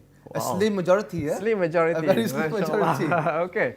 So I suppose both are fairly true to some extent, yeah? So everybody has their own point of view, and definitely if I take both in general, I would say the youth should do more with the support of the seniors. What do you think? Yeah, of course. That's why I was saying just now. Hikmatu shuyukh wa hamasatu shabab. The youth are those of the flag bearers. They are the ones willing to do anything which the elder generations can't do already. But they will need the guidance and the wisdom. That's my opinion, Munir. Yes, definitely. No wonder it's so tight. 40%, 49% and 50%. And 50%, yes. Yeah. If only the 49% managed to sway the vote, do a swing vote from the who did not agree, that would be much better. Much better, yeah. Okay. You not do a better campaign. You should learn from Biden, I believe. Okay. So wow. Well, this is natural. It's good to have the honest feedback from the participants today. Okay. So. Right, so let's read up a few other comments from the live chat. Okay, so shall I read up the first one? Please, okay? please. Okay, on point. Okay, so Brother Hassan says, it's on point. It's a clear insight of the real challenge among youth of today, especially the Muslim youth. Okay, so do you have any more? Okay, we have a brother from Kosovo. MashaAllah, ahlan wa sahlan, wa marhaban bik. Okay. تتكلم لغة العربية. تحية طيبة من جمهورية كوسوفو. بارك الله فيكم أخي العزيز محمد كاليسي. Thank you very much. We really appreciate your kind comments. تحية مباركة من عند الله لك إن شاء الله. You want to translate that to those who don't speak Arabic? All right, so he said warm greetings and welcomes from Kosovo. The Republic of Kosovo. MashaAllah. So that is far, even. We did not mention that in the 12 countries just now, right? Yeah, so that's our 13th So now number 13 now. Number 13, MashaAllah. I believe there's also 14, 15, 16, 17. Oh, hopefully, keep it coming. Yeah, you may have your connections, your friends from other countries. You may still invite them in to tune in. Yeah, if not in Zoom, then probably on the FB or YouTube Live. Yeah? Thank you. Okay. Talking about Kosovo, Munir, it reminded me of another exemplary sample of a Muslim youth today. Okay. I believe most of you have heard of him, but it's hard to mention his name. Okay. Yeah? What's that? The fighter, the MMA fighter. Okay. Khabib, Khabib Nurmagomedov. Okay. I hope I got that right. Oh, it's very tongue twisting. Okay. When I mentioned Kosovo, it reminded me of Khabib, who's originally from Russia, but from the state of, I can't remember the name of the state. Dagestan, if I'm not mistaken. Dagestan, definitely, yeah? yes. Okay. They have a unique hat. At one time, you were thinking that was some sort of parade or something, but it was a very traditional Dagestani hat. Yeah. They have a very not only him being a youth, but he brought an exemplary model of a Muslim youth. Definitely, yeah. Managed to be a successful person in the worldly perspective, but still upholding his values and virtues of a Muslim. MashaAllah. He led the prayers during training. He talked about his mother and father throughout the world. And the main reason of his doing his success is because he is a Muslim. Right, Munir? Yes, definitely. That is a really good role model that really inspires the youth all around the world. Yep. Okay. So, shall we... Okay, there's another comments there. Okay, do you want to read it out, Muaz? All right, I'll be very fast here. Okay. Again, Brother Asmin, the youth should take a lead because... Sister, I'm sorry, sister. The youth should take and lead because most of the problems today was the evil act of the youth. So if you suggest, you suffer. So the youth has done the mistake, let's correct it together. Right, brothers and sisters? All right, I think that's all for now. Okay. Oh, there's one more. Why don't I pass it to you, Munir? All right. So Brother Mahir Mansang Kanakan, I hope I pronounced that right. Yeah, sorry if I don't. Okay. It's important to know about Hadith and the Quran.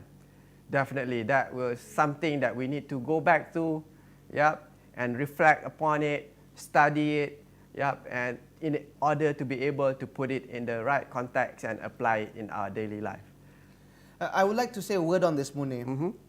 Now everyone goes anywhere, and will not go anywhere, without their mobile phones, mobile devices, correct?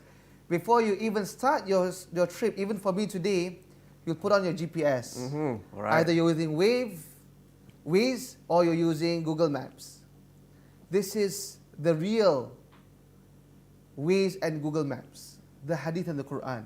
It gives you the orientation of life. Yes. No matter what age, no matter where you are, or whatever problem that you're facing, always go back to the Hadith and the Quran. Just like how you believe in Waze and Google Maps. So there's a new saying, Munir. In God we believe, but in data we trust. So let's see how you take that. Okay, yeah, definitely. Our life is the biggest journey of all, Waze, Google Map may just bring us from point A to point B, physically in the physical space, but the biggest journey of all is our life to gain the greater success, the real success in Jannah, inshallah. Ameen, inshallah. Okay, right. So we also have with us today in the Zoom comments, Yose Koto from Indonesia, Youth Masjid Activists Network, JPRMI, subhanallah. And we have Brother Walid Muhammad Ibrahim from United Group of Active Youth Association of Philippines. And we have Brother Fazril Saleh from ABIM, Malaysia. Oh, wow, that's great. Kita, selamat datang. Right. Next, let's go to the next poll question, number 3. All right. Okay, so what's the question? Can we put it up on the screen? Okay. Do you want to read it out, Brother Mas? All right, I'll be fast here. Which part of the world system today do you think is furthest from Islamic teachings? The first answer, belief system. The second answer, political system. The third answer, economic system. Or the fourth answer, social system. Let's keep those answers coming in. All right. Ahlan wa sahlan, brothers and sisters. Maybe to those who has first joined or opened our link, either whatever application you are using, please fill in this poll. Okay, all right. So keep it coming. All right. So I think in the interest of time, I think we'll move on to the next slot. Okay. All right. Okay. So don't worry, you can still vote. Yeah. Keep it coming. We would like to hear your voices, your opinions on where we are today in terms of the systems that actually governs our daily life. Yeah. It may not be in our home. Yeah. But it's definitely around us, governing our daily lives. Okay, right. So basically, what we're gonna have next, okay? So keep it coming, the polls coming, okay? Don't be afraid, brothers and sisters. Yes, please continue to respond to the poll that we have put up just now. All right, okay. So as we have heard the opening and officiating speeches, now let's turn our attention to one of the key highlights for the day. The time that we have been waiting for. The launch of our latest digital da'wah platform. Yeah, this is going to be great, Munir. Wow, okay. Okay, Brother Mas. In the name of Allah, Bismillahirrahmanirrahim, we invite you to our TBF launching montage.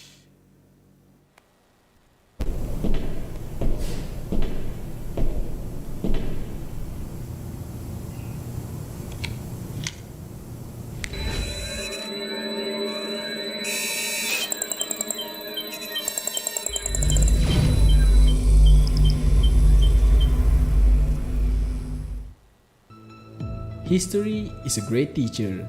We can learn, review, and re-strategize. Going through the studies in the history of Islam, we arrive at a rather unexpected conclusion. Leaders and Daies, if you are proud of Islam, let us take you on a journey.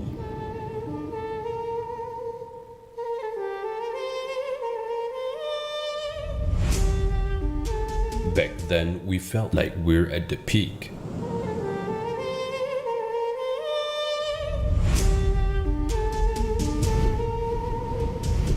From Islamic history, we learned that we were soaring.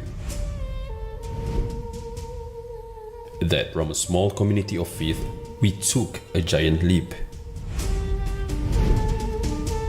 That we managed to practice Islam as a complete and comprehensive way of life. That we opened cities after cities. That we establish the merciful order of Allah over the world. Iqamatud Din wa siyasatud dunya bih. To uphold this deen and govern the world with it. Those were the things we learned, and suddenly we lost everything.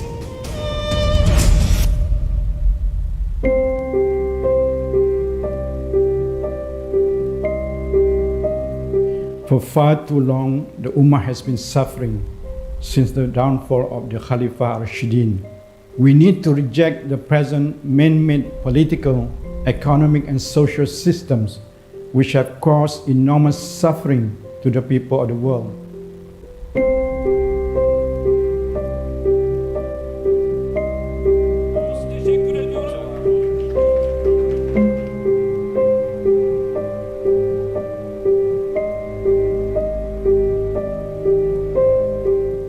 We have the numbers, but not the quality. Like the hadith, you will be many, but you will be like foams.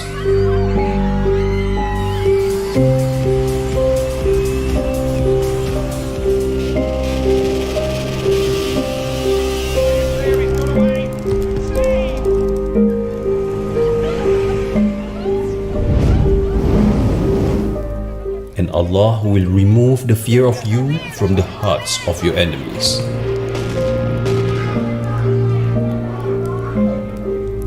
Every Muslim is a terrorist. Period. Right now. Shut your mouth. I don't want to hear your mouth. Muslim is evil.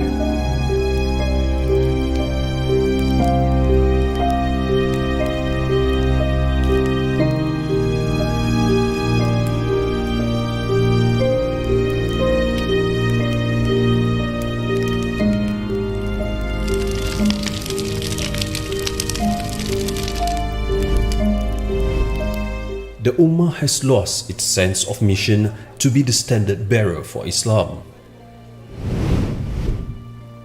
Our leaders busy grabbing power and amassing wealth.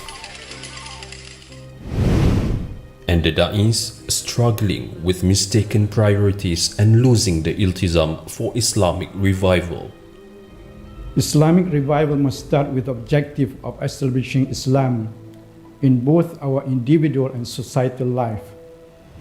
Islam as a deen, a comprehensive way of life, is the way to go. Islamic revival has to be all-encompassing and loyal to Allah's will and follow the ways of our Rasul sallallahu alaihi wasallam.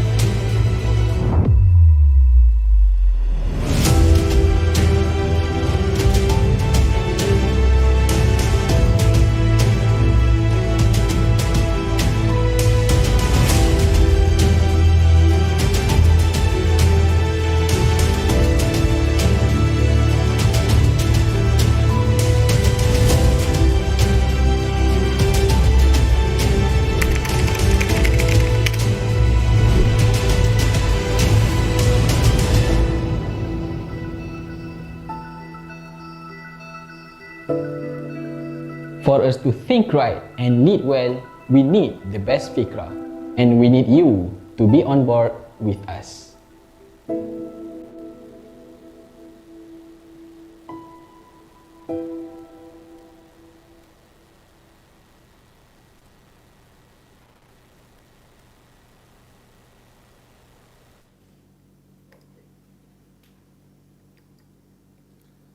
I hope you have enjoyed the montage on the launching of TBF, the best fikrah. The video brought us on a journey through the history of Islam, from our glory as a successful ummah, strictly following the teachings of Islam, followed by our degeneration as an ummah, after we started to neglect our deen al-Islam, and later to the importance of building the right fikrah so we can get back to the right teachings and the ways of our Rasul sallallahu alaihi wasallam, and to be part of the Islamic Revival. Okay. The Best Fikrah is a digital project managed by Do Good Club. Okay. So they have established a club in managing it in collaboration with Hikmah Sarawak as well as Islamic Information Center, IIC. TBF comprises of a web portal, thebestfikrah.com, sharing the best fikrah for leaders and da'is, and the contents from the portal are also further shared through Facebook, Instagram, Twitter, and YouTube. That's good. All right. That's good. So for today, we invite everyone to join us as part of the TBF Vanguards. Okay. Okay, here you go. You have Let's on the have a screen. Okay. It's here. So there will be a TBF Vanguard Facebook group. Okay. Right here. Right. Specifically to connect us together, the Vanguard generations, and equip ourselves with the necessary knowledge, skills, and etc. Okay. TBF Vanguards, yeah? Okay. Please make sure you enter our link here. TBF Vanguards. Okay. It's spelled right here before you. Open up your Facebook apps right away, pips. Okay. Open up your Come on, Facebook brothers apps. and sisters. Okay. Pull out your mobile phones. Akhawat. Okay. Pull out your mobile phones, brothers and sisters. Du'at. Okay. Qiyadat. Search for Shabab. TBF Vanguards. Yeah. TBF Vanguard, second word VANGUARDS. TBF Vanguards. All right, we can see some feedback there. Done. Okay. Okay. Thank you very much. Brother Roni, Dahroni, I believe he's from Indonesia. I suppose so. Yeah. Okay. You want to say where you're from, Brother Roni? Okay. So, great. Okay, keep it coming. Okay, open up your mobile apps. Indonesia, Alhamdulillah. Correct. Okay. Ahlan wa sahlan. Okay, so some are waiting for approval. Makasih still. Pak Roni ya. Okay. Right. So, let's move on. Okay, keep it coming. Okay. Click join, open up the apps, search for TBF Vanguards, and click join. Okay. Okay, Brother Mas, what else? All right. Maybe another point. After Facebook, TBF can think we would have TikTok. To get through our younger generation. Sure, yeah, definitely. That'll be very interesting. Yeah. Correct, Munir? Yeah, that is where the younger trends are going for. Yeah. Although there may be some who has some other perspectives on TikTok, but definitely that is penetrating to our younger generations now. Can't deny that. Okay. Thank you, Munir. Thank you. All right. All right. And that's not all. Accompanying the web, the page or social media platforms, which we have just now on Facebook and others. Today, as we've seen in the montage, we will also be launching the Best Fikrah booklet. Right, Munir? Wow, the Best Fikrah booklet. So presenting to you the Best Fikrah booklet.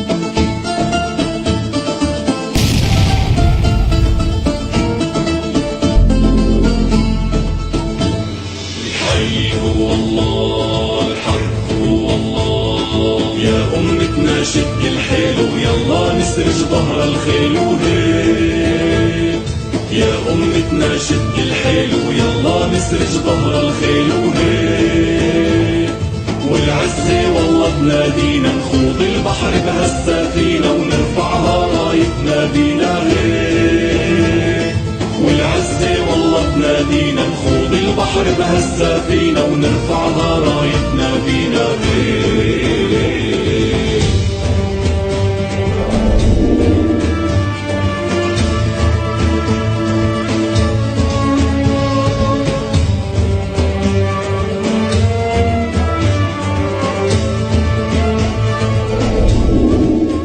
That was the booklet entitled The Best Fikrah Towards Islamic Revival. This is the book, okay? Great, that's great. It's written by our Digital Dakwah founder, Emeritus Professor Datuk Abang Abdullah Abang Ali, and published by Hikmah Wilayah Persekutuan, yeah, a branch of Hikmah just now, as we mentioned. The booklet is printed in 2 languages, in English and Malay, and don't worry, both will be available in e-book form, yeah? And the printed copy of the booklet will be given to the first 100 registered participants for this program. I told you about the free gift, right? Now many people are more excited. Okay, right. So, and the e-book, yeah, again, we wanna repeat our call, okay? So those who are joining our Vanguard TVF Facebook group, you will be getting the e-book version for free. Yep, okay? So keep it coming. So Brother Ronnie, Alhamdulillah, wait for your e-book online, inshallah. All right, okay. Okay, a bit more on the e-book. The booklet has been designed not for general reading, but it's more for a discussion in study circles to facilitate our Muslim halaqah, right? Yes, study circles, halaqah, liqa, yeah. For us to be able to build our fikrah, the right fikrah, and participate in the revival of Islam in this modern age. Yep. So that will facilitate our better understanding. Convention participants shall be presented with a booklet for free from RYC 2020 organizer to equip them to be the TBF Vanguards. So again, open up your FB apps, search for TBF Vanguards. Do not procrastinate, not another minute. Do it now. Okay? That's the second time Munir has repeated that. If he repeats for the third time, sunnah. So you guys, please, change it into wajib. Yeah? Compulsory. Don't procrastinate. Straight away. Fasabiqu. Yeah? You should always find and be steadfast into urging towards doing the right things. MashaAllah. Okay, definitely. Right. Definitely. Let's race towards doing good. Okay. This is the book. All right. Okay. I'll just bring it up as well. Okay. So you can see. Okay. So I think we're going to have the 4th poll. Yeah. But before that, let's quickly bring up the results from our poll number 3 just now. Okay. Which says, which part of the world system today do you think is furthest from Islamic teachings? Is it the belief system, the political system, the economic system, or the social system? Okay, so what does the poll say, Muaz? We have a very mixed review this time, but still with a majority, I can't say a slim majority, but it's a more than 50% of the total polls counted. The most problematic system, which is voted by our brothers and sisters who are following us today, is the political system. Yeah?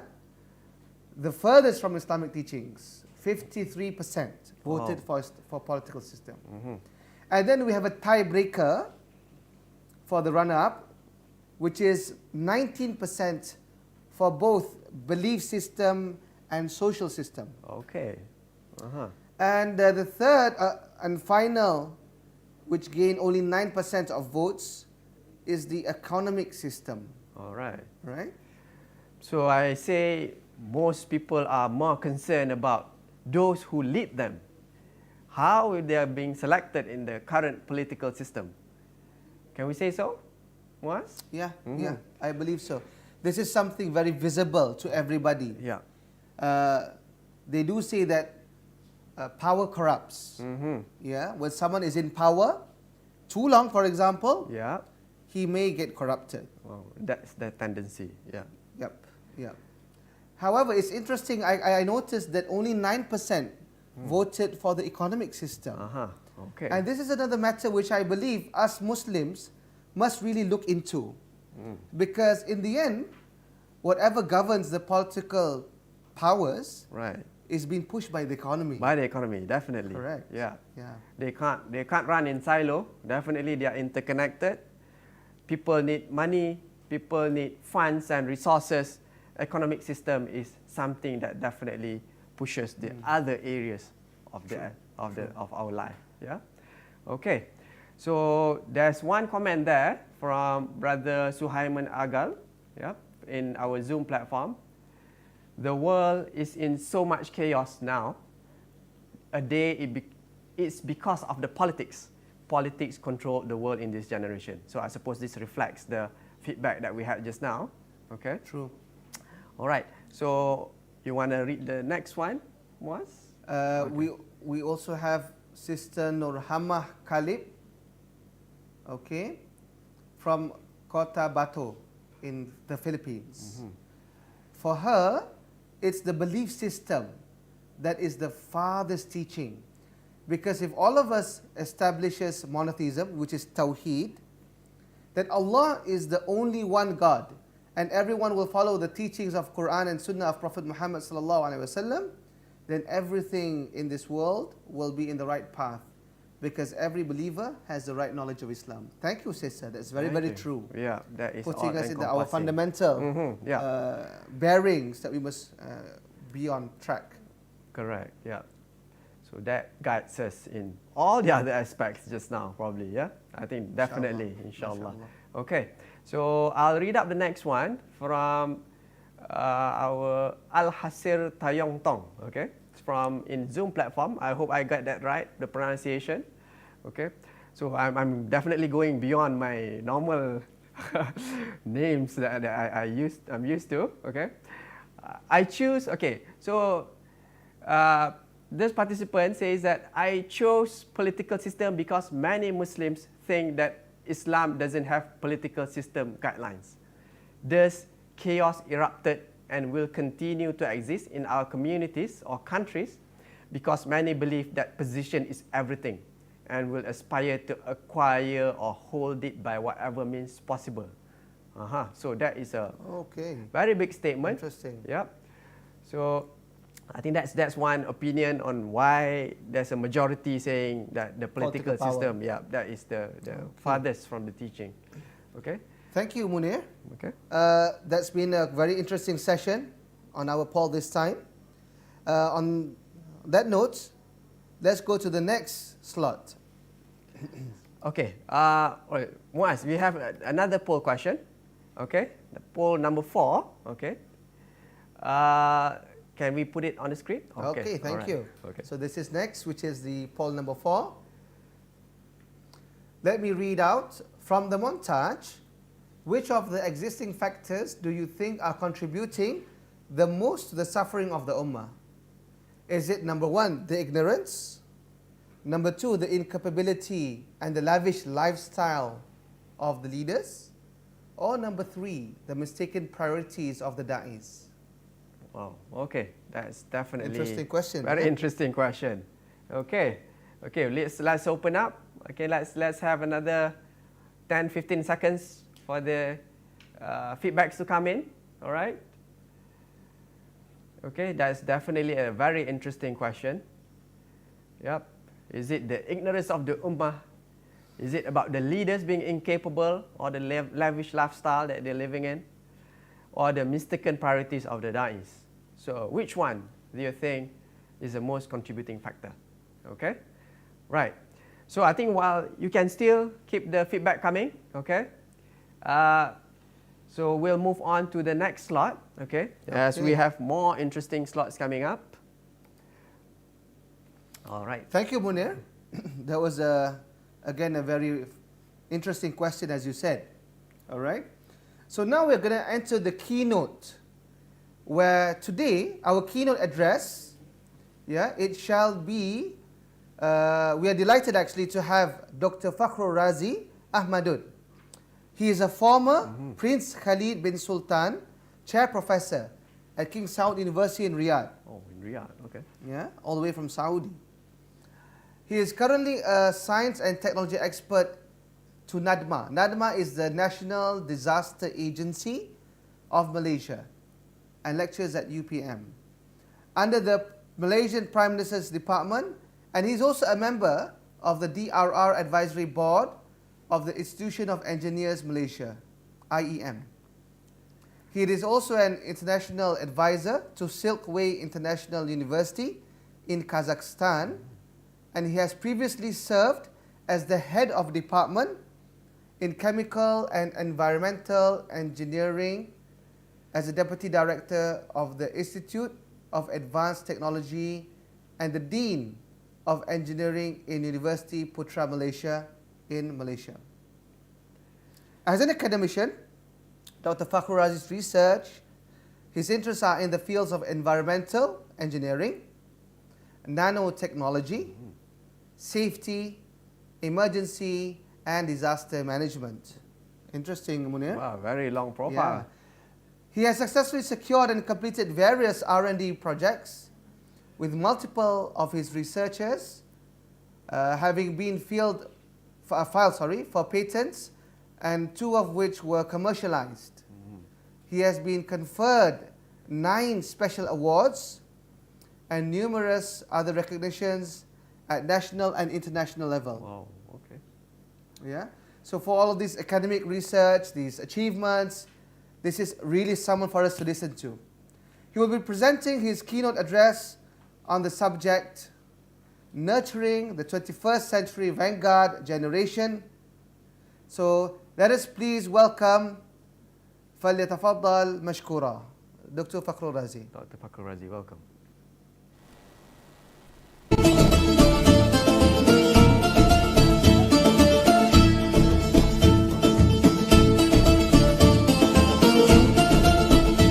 Bismillahirrahmanirrahim. Alhamdulillah Rabbil Alamin. Wassalatu wassalamu ala ashrafil anbiya'i wal mursalin wa ala alihi wa sahbihi ajma'in. Assalamualaikum warahmatullahi ta'ala wabarakatuh. My dear brothers and sisters in Islam, inshallah I shall be delivering a talk on the title given to me by Wami, called Nurturing 21st Century Vanguard Generation. And I would like to amend the talk in the sense to insert the word Islamic. That means the title now becomes Nurturing 21st Century Islamic Vanguard Generation.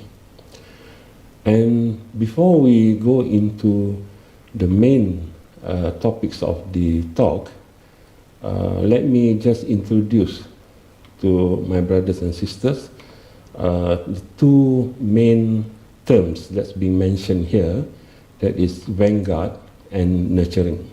So my dear brothers and sisters, let me highlight to you the first term, that is vanguard.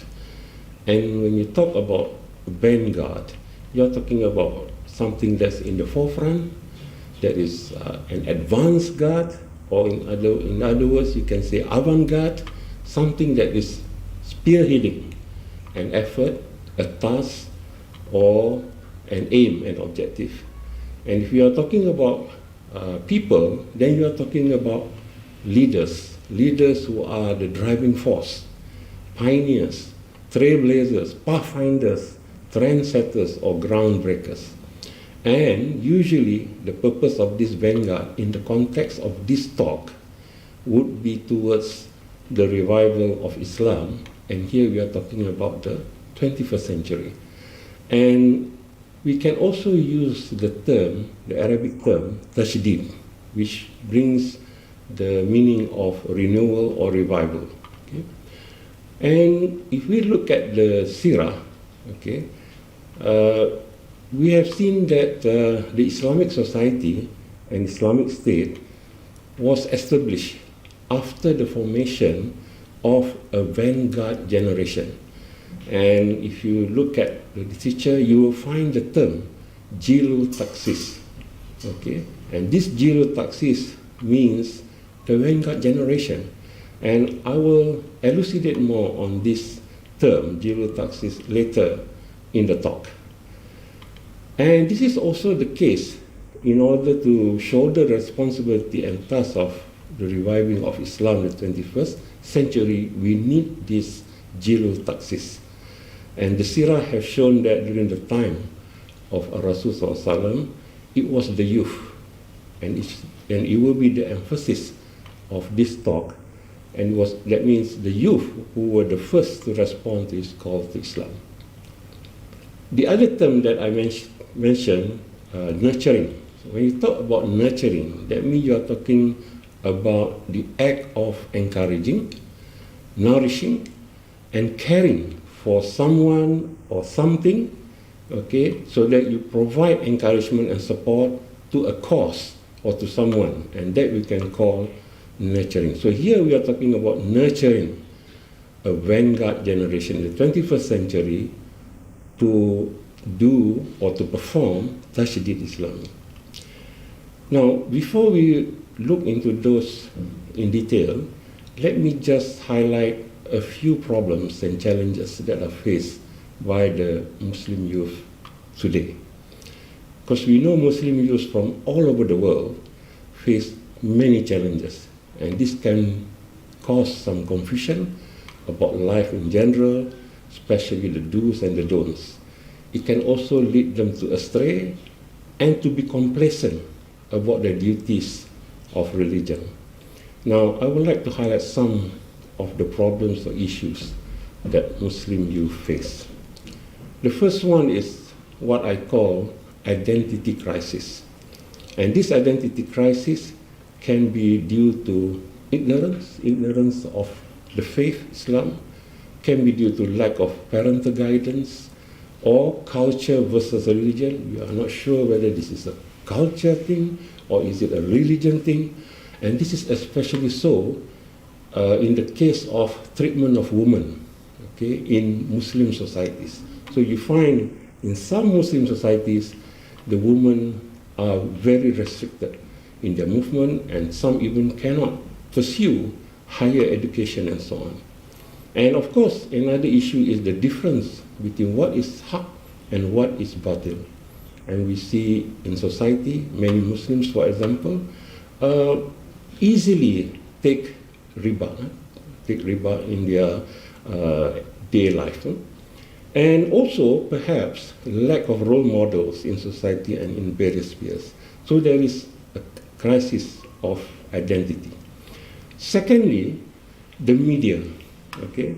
And we know that now with the development of ICT, which are mainly controlled by non-Muslims, and which can result in the neglect of our religion in our lives.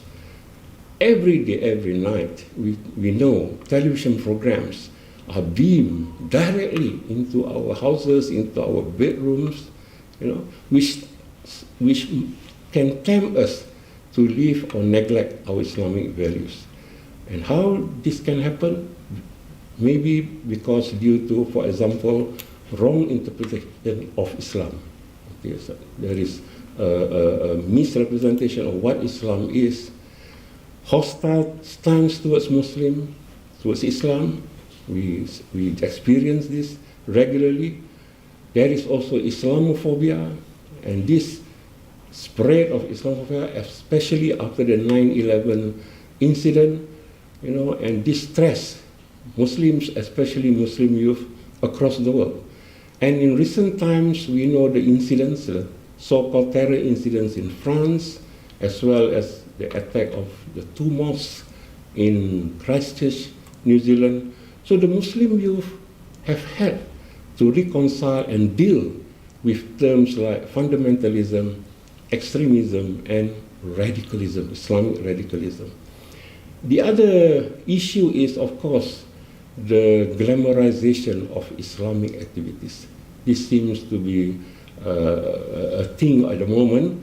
So you have reality shows talking about best imam or imam muda, best preacher, and celebrity-like preachers. So all this can create somewhat affect the Muslim youth. Okay?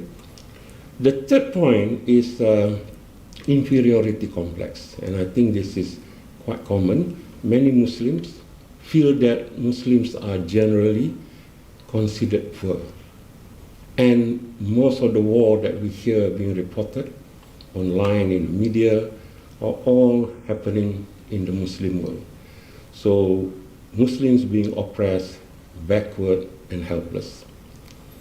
The fourth issue that's relevant perhaps is ideological warfare. And this is very apparent whenever you see the media labeling Islamic or Quranic laws as out of date.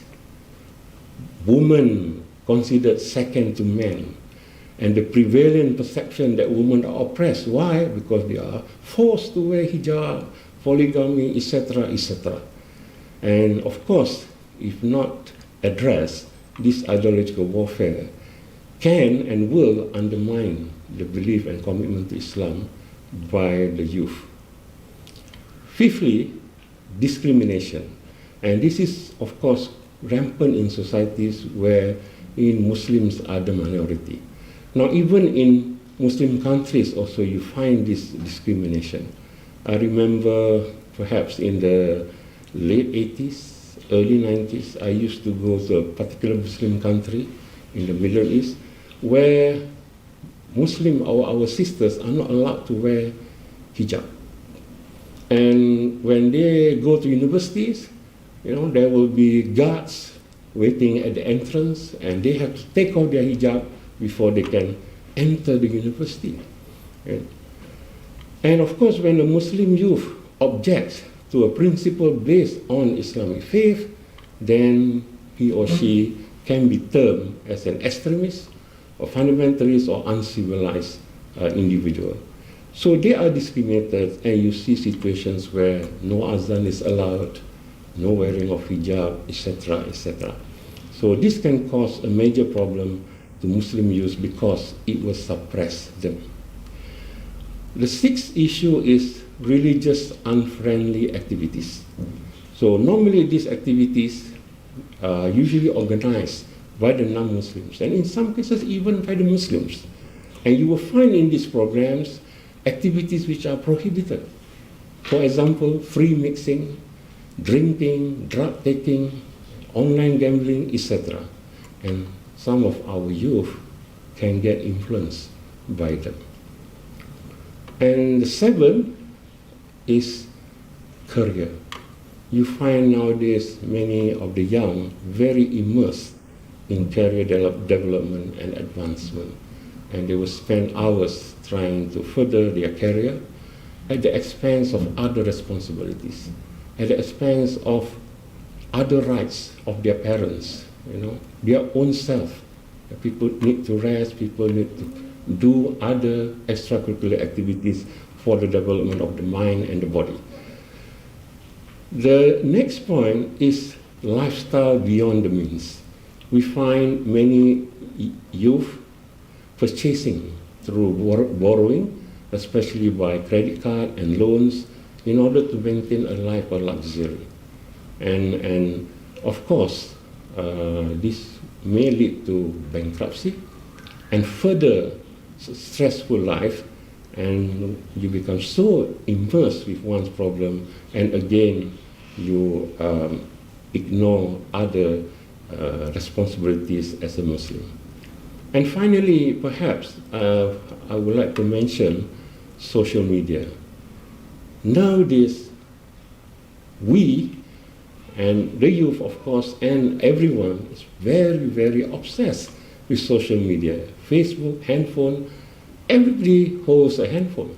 So if you are traveling in the train, in a bus, in a shopping mall, anywhere, you will see people holding handphones. And they just can't live without the handphone. So their lives are dictated by the handphone. And then you have things like online gambling, spreading of rumors and lies, and of course following idols like film stars, celebrities, all this possible through the social media. So when one becomes so absorbed or too much engrossed in these worldly pleasures, thus one can become complacent. So those are some of the issues faced by our youth, Muslim youth, and of course other Muslims as well. So I would like now to bring your attention to the next part of the talk, that is to talk about what is our responsibility. And here we can use the term that comes to mind is taklif. So taklif is a legal obligation to entrust or charge someone with a task. And taklif also can mean to order someone to do something that necessitates sacrificing. So certain degree of sacrificing is required. As a term, taklif means the religion of Islam ordering people to obey Allah's orders and to avoid His provisions. And here Allah SWT mentioned in Al-Baqarah, Surah Al-Baqarah, verse 30, part of it, A'udzubillahi minasyaitonirrajim. Wa iz qala rabbuka lil malaikati inni ja'ilun fil ardi khalifah. I will create, the meaning of which is, I will create a vicegerent on earth. And then in another verse in Surah Al-Ahzab, number 72, it says, Inna aradna al-amanata ala samawati wal ardi wal jibal fa'abayna an yahmilnaha wa ashfaqna minha wa hamalaha al-insan innahu kana zaluman jahula. Basically, the meaning here says, man has been entrusted, has become the bearer of the divine trust, which the earth, the heavens, the mountains did not, were or not able to have the capacity to bear them. You know, in other places of the Quran is mentioned that if this amana, this trust given to the mountains will crumble. But here, man accept that amana. So, with that taklif, what is our responsibilities as man and woman and the youth? So here vicegerent also means khalifa, representative. That means the one who will exercise the delegated powers on behalf of the Allah SWT. And for us to achieve this, 4 conditions should be fulfilled. The first one, we should know that the real ownership of the kingdom remains vested in Allah SWT. Secondly, we should only administer, or man should administer this kingdom only in accordance with the instructions from Allah SWT. Third, man should exercise his authority within the limits that has been prescribed from Allah SWT. And fourthly, man must execute only the will of Allah and fulfills Allah's intention alone in this kingdom. So, with this mission that we have, this brings us to the task of Tajdid Islam, that is the revival of Islam. So, in Arabic, Tajdid can be termed as renewal. And what is this renewal? It refers to a conscious effort to bring about the renewal of the deen and practice of Islam. And it will emphasize on strict adherence to the prescriptions of the Quran as well as the Sunnah of our beloved Prophet Muhammad sallallahu alaihi wasallam. So Tajdid also refer to the revival of Islam in order to purify and reform society, to move it towards greater equity and justice.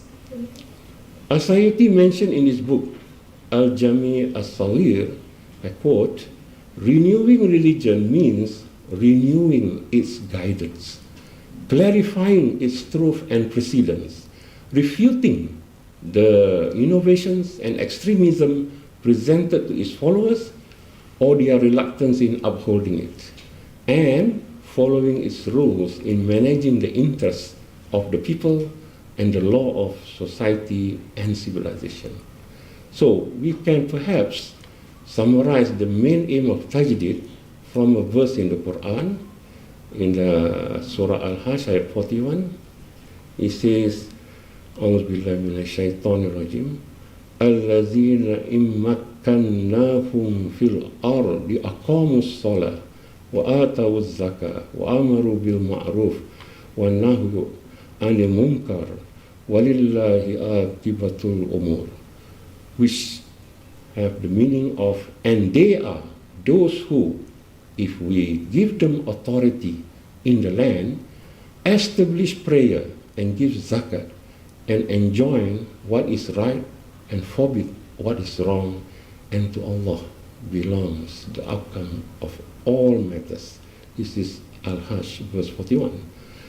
Now, this implies that a mission of total change, a process of complete transformation of the life of individual and of the society in all spheres of life, whether it's social, spiritual, economic, political, should be prescribed by the Quran and Sunnah. And this foundation for usage is a widely accepted tradition in which Rasulullah reported to have said, God will send to this ummah, the Muslim community, at the head of each century, those who will renew its faith. And this is from Sunan Abu Dawud. And this responsibility to uphold Islam is again mentioned by Allah SWT in Surah Ali Imran, verse 110.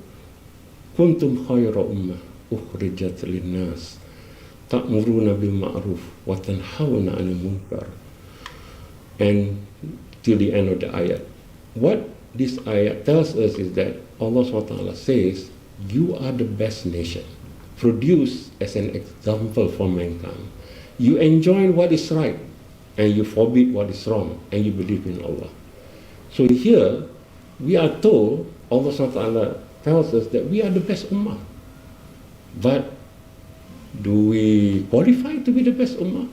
In order for us to qualify to be the best ummah, there are three conditions here.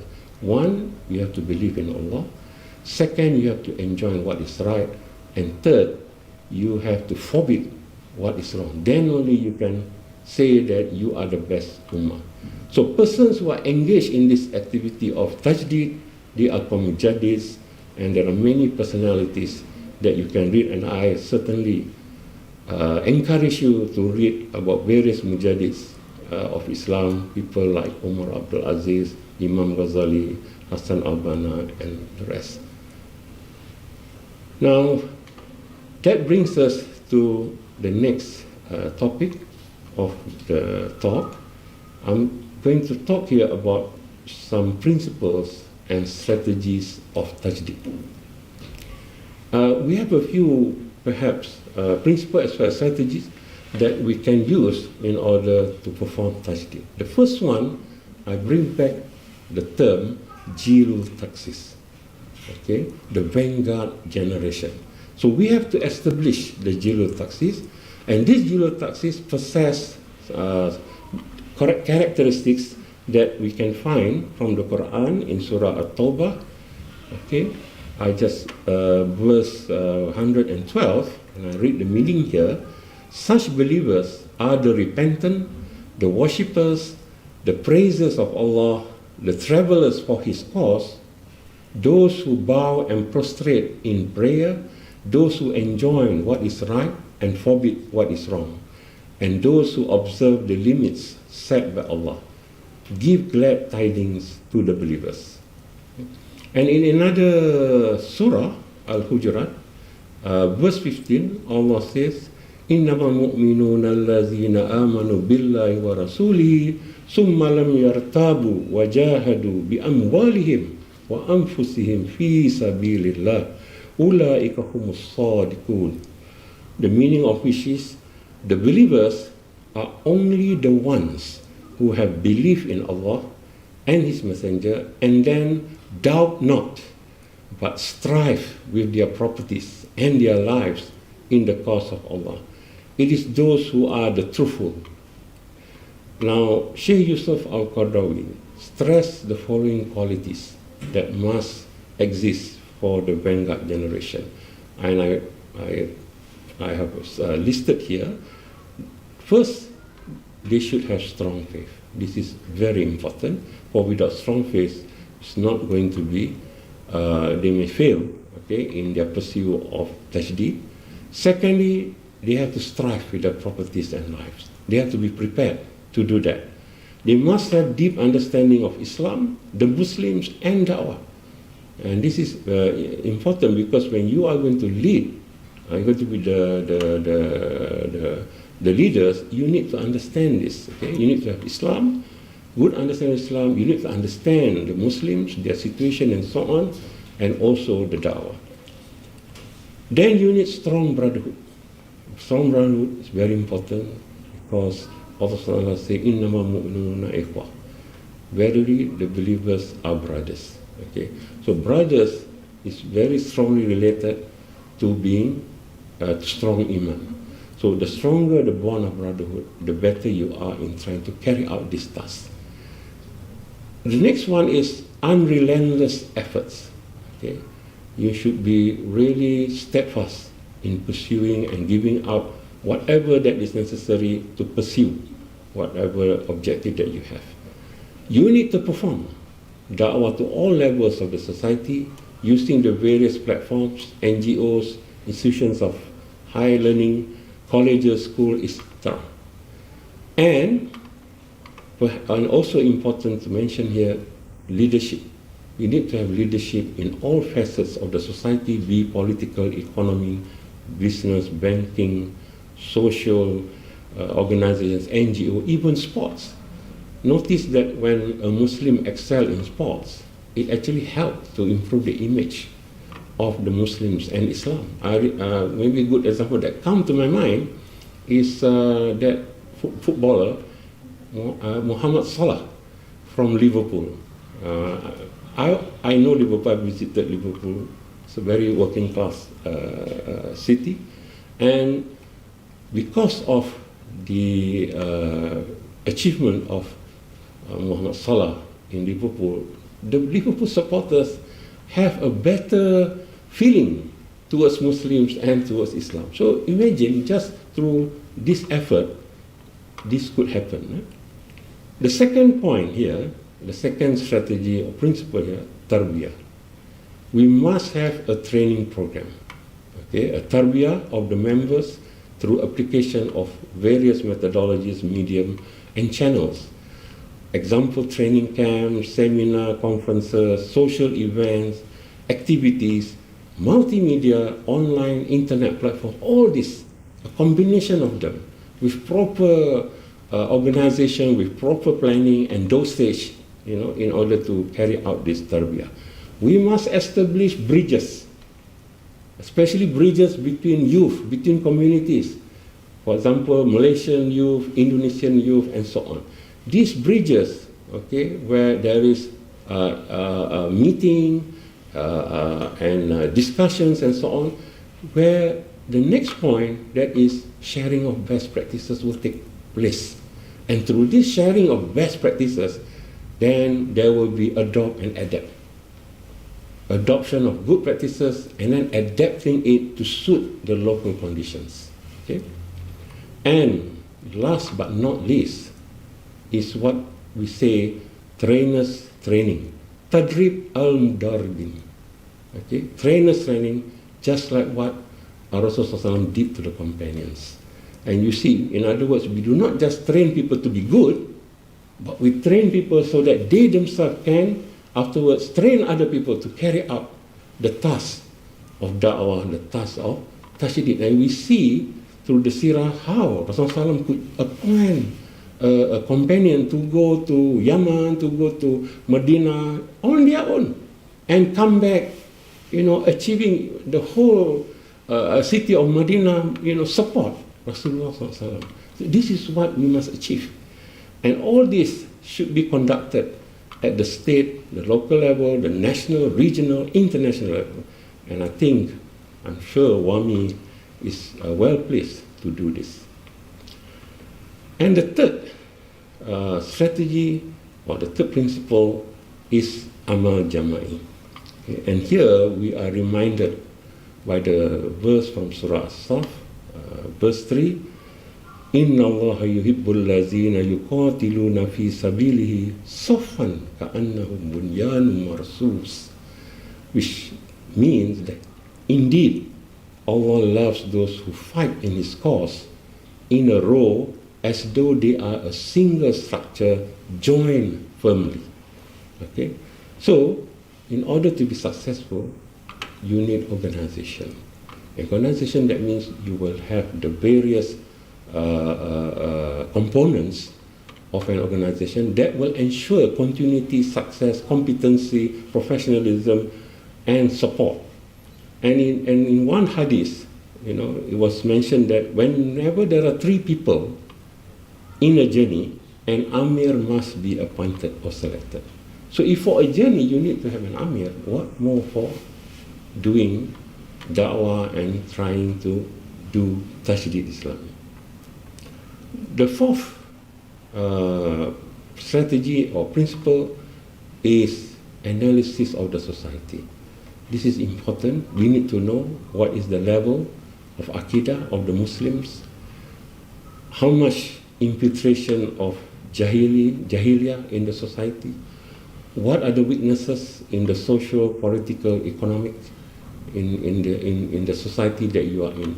So with this good analysis, then one can actually identify, strategize, prioritize the actions that need to be taken to make da'wah and tajdid successful. Fifthly, we need to develop a comprehensive strategy, and this strategy should be based on the strength of the Muslims, the capacity and the capability, effective platforms, wasilah that you want to achieve the best results. And this, of course, from the analysis, we should be able to come up with this comprehensive strategy. And last but not least, and perhaps quite important here, is how to integrating 21st century needs. Okay, we are now living in the 21st century, and we know that in the 21st century, the emergence of highly sophisticated ICT, 21st century workforce will require skills that emphasize expert thinking, complex communication, effective pattern matching based on the detailed knowledge that you have, and of course, metacognition or understanding. So the Tarbiyah program must be to prepare future leaders, youth, to respond to this new status quo in the 21st century.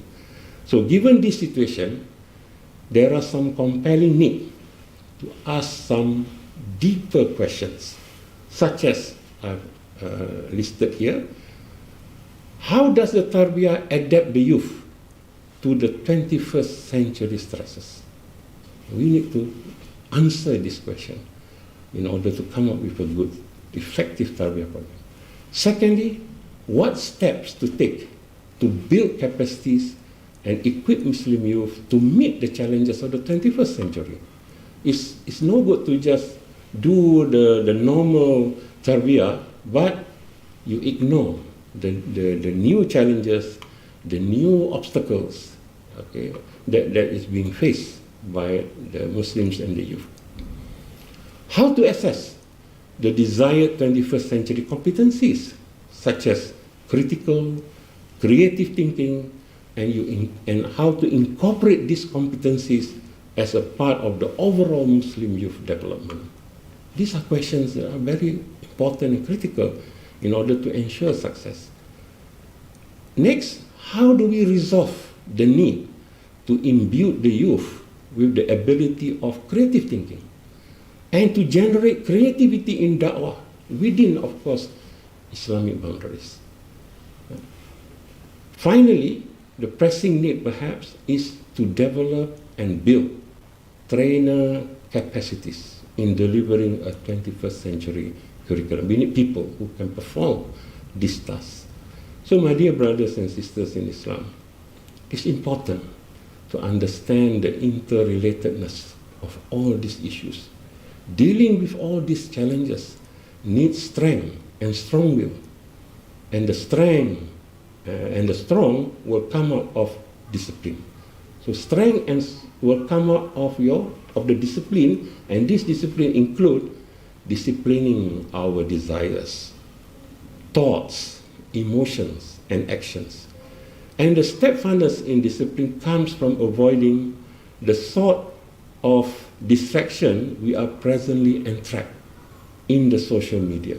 You know, there's a lot of distraction, especially to the youth of nowadays, you know, with the social media, the hyper-glamorized environments, many make useless games and movies. There's no end. You know, sometimes I see, you know, people with Netflix, they go one movie after another and after another, you know.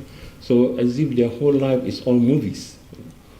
Remember that what you expose yourself to can grow inside you, will grow inside you, and changes you within inside you. It may even later control you as well. You cannot do without it, for example. So instead, you should focus on your growth and development, and do not harm your intellect, your thoughts, studies, and careers. So only then can tarbiyah become the means to equip our youth with the necessary ilm and skills in leading a life as a mu'min, and to be involved in the work of da'wah and tajdeed Islami in the 21st century. So my dear brothers in Islam, coming now to the end of the talk, I'd just like to say some final words. Okay, so we have said a lot. We have also mentioned the actions that's needed to realize the vanguard. Okay, the vanguard needed to spearhead the da'wah and thus achieve revival of Islam in the 21st century. Let us look at just one particular arena, just one. There are many, but just one arena. And that arena that have tremendous potential, of course, is the social media. So example where this already been achieved, I'm going to highlight two examples, one from Indonesia and one from Malaysia. I think some of you have heard the name of Felix Yeo. Felix Yeo is a Chinese Muslim preacher, and he made extensive use of the social media, online, visual da'wah, all complementing one another. And just to highlight his success, okay, by being innovative and utilizing technology, in 2017, this is the figure that I have for 2017, he has more than 4 million on Facebook, okay, who actually follow him on Facebook, more than 4 million. And on top of that, more than 2 million on Twitter. And more than 1 million on Instagram. And then more than 20,000 subscribers on YouTube. Now imagine how one person can actually cover a very extensive audience, you know. This is really great, you know. The other one that I would like to mention is Malaysia. Being from Malaysia, I just cannot prevent myself from finding an example in Malaysia. I'm sure everybody have heard of, I don't know whether you have heard of digital durian. Okay, so maybe some of us will think about eating durian now. But have you heard of Omar and Hannah, Islamic cartoon on YouTube, just on YouTube? And in 2018, what did they achieve? More than 1.5 billion views globally. 1.5 billion, that's almost the number of Muslims in the whole world. More than 3.5 million subscribers on YouTube. And if you like to learn more, you can just type digital durian and you find the website and you find what activities they have done. And when they started, they just completed their university education about 10 years ago. Two of them, two young youth, decided to do something, and for the first 5 years, they faced a lot of problems, but they persevered, and look at their achievement. And I think in this context, today, I note that WAMI's Digital Da'wah project has developed 3 digital platforms with support from Hikmah, Tabung Baitul Mal Sarawak, Islamic Information Center, and Yadim, which include portal, Facebook, Instagram, Twitter, and so on. And we have 3 areas of focus: do good, the youth sector for non-Muslims, okay, the good tidings for new Muslims or reverts, and the best fikrah for Muslim leaders and da'is. And today sees the official launching of WAMI's 3rd platform, the best fikrah. Alhamdulillah. My dear brothers and sisters in Islam, let's end the talk with one hadith and one verse from the Quran. I'll start with the hadith. Ibn Abbas reported, the Messenger of Allah sallallahu alaihi wasallam said, take advantage of 5 before 5. Your youth before your old age, your health before your illness, your riches before your poverty, your free time before your work, and your life before your death. Okay. This is a Sahih Hadith. So, of the 5, let me just focus on youth. Okay. Your youth before your old age. So, we know, okay, that the youth who spend his life in obedience to Allah will be rewarded highly. He will be amongst the 7 to be in Allah's shade in the day of judgment, where there will be no shade. And usually within our youth, they have less responsibility. They are at the peak of their health. They have lots of time which can be let easily slip away. So they should try, or we should try, to spend our free time to worship Allah Almighty, so that we can earn as many blessings as we can during our youth. When the person gets old, he has not that power or health that he had while he was a youth. And Allah loves such a youth who is smooth or diligent in the worship of Allah and does not turn left or right to the path of shaitan. And the verse that I would like to end the talk is again Surah Al-Hujurat, verse 15. Innama mu'minuna allazina amanu billahi wa rasulihi thumma lam yartabu wa jahadu bi amwalihim wa anfusihim fi sabilillah. Ulaika humus sadiqun. The meaning of which, the believers are only the ones who have believed in Allah and His Messenger. And then they doubt not, but strive with their properties and their lives in the cause of Allah. It is those who are the truthful.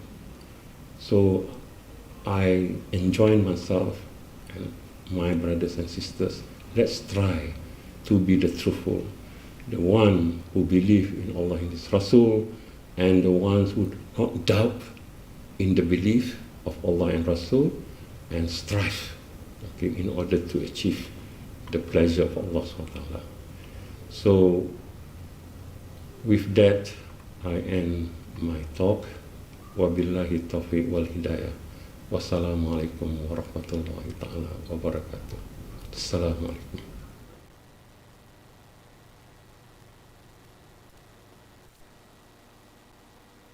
Okay, thank you. Jazakallah khairan, Dr. Fakhrul. That was deep, Muaz. I'm sure the participants would agree with me. Exactly. It cuts Exactly, deep brother. into our soul searching as Muslim youth. Let me just try to recap probably 3 key points from what Dr. Fakhrul Razi has highlighted just now. Tfaddal, tfaddal. Firstly, again, he mentioned about the youth being vanguards of the generation, or avant-garde as the French says it. Wow, that's great. It's a question for the youth. Do we want to be in trail of what others do? Or do we want to be at the forefront, paving the positive way for others to follow? Yeah. Secondly, I would say there's a deep self-reflection that the youth has to ponder upon. The dilemma of the internal and external challenges, be it identity crisis, inferiority complex, vast media influence upon us, lifestyle beyond means, career, ideological conflicts, and thirdly, the most important element, Dr. Fakhrul said, don't sit and be sad about it for too long, but rather analyze, strategize for your renewal, and proceed to the call to action. Focus on your youth before your old age. As he mentioned, I quote, it is known that the one who spends his youth in obedience to Allah will be rewarded highly, inshallah. So indeed, Munir, that was really an eye-opener, yeah? Something for the youth to take up in the quest to become a vanguard. We want to become the pioneers, those at the forefront, not those who follow. So before we move to the next slot again, do join us at our TBF Vanguards. Yeah, Yep. TBF is down there. Yep. You can see at the panel here. TBF Vanguards on our Facebook. Please click to join. And we're going to go straight into our next poll question. So we'd like all of our brothers and sisters to look back into your Zoom application. All right. Okay, poll number 5. All right, for this one, you may choose a few answers. All right, okay. So I'll just read. I like this better. Aha, okay. Yeah. So choices more than one. Choices more than one. Not to you don't have to stress yourself too much. Okay. True. Okay. Just pick the one or probably few that you think most relevant to the question. Which of those strategies of tajdeed or renewal or revival highlighted by Dr. Fakhrul that you think we need to improve? Yep. Is it the Vanguard group? Yeah, or the tarbiyah or the members, amal jama'i, teamwork, the teamwork, yes, the collaboration, the analysis of the society, yeah, or is it the comprehensive strategy, or the last one, integration of the 21st century needs? Okay. All right. So, brothers and sisters, I believe it's clear before you now. Go and click, choose. And the first one, Jilu Ta'sis, is defined as the vanguard generation. The Jilu Ta'sis is just like the generation of the Prophet and the Sahaba. They were the ones who started Islam. And now we have to revive back Islam. So we would like to leave off here the polling for all of you to fill in. And we're going to move into the next slot, right, Munir? All right, yeah. But before that, I think let's pick up one live interaction sessions in our chat room. Oh, all right. Sorry for that. Okay. So we have one comment from Brother Azhar from Islamic Information Center. Okay, IIC. So, IIC, yes, that was yeah. mentioned just now in the earlier part of the event. Yep. So Brother Azhar mentions political system. Even we cannot put aside all those reasons why political system. From such system, the fitna becoming widespread. This is the farthest system from Islam, I believe. Yes. Okay. That was the one that was commented earlier. Okay, so I believe it's time for us to move into the next slot, Muaz. Thank you. What's Thank next? you. Just now I was very agitated. I can't wait actually. You know. Wow. Yes. The slots are very interesting. I believe it's interactive, and brothers and sisters in Islam out there are enjoying themselves, inshallah. Next, we will have a more youthful sharing session, the one I said just now. As per our theme, we're gonna connect the 3 dots that brings us here today: Islam, revival, and youth. And it's a more casual style session where we have specially invited 2 prominent youth leaders for today's session. I mentioned earlier, the first is Brother Ammar Shahrain, one of the Forbes 30 under 30, and Brother Muhammad Hafiz Abdul Hamid, or better known as Hafiz Bai. Both of them are entrepreneurs. The former, which is Ammar, he's the COO of Ammar Travel.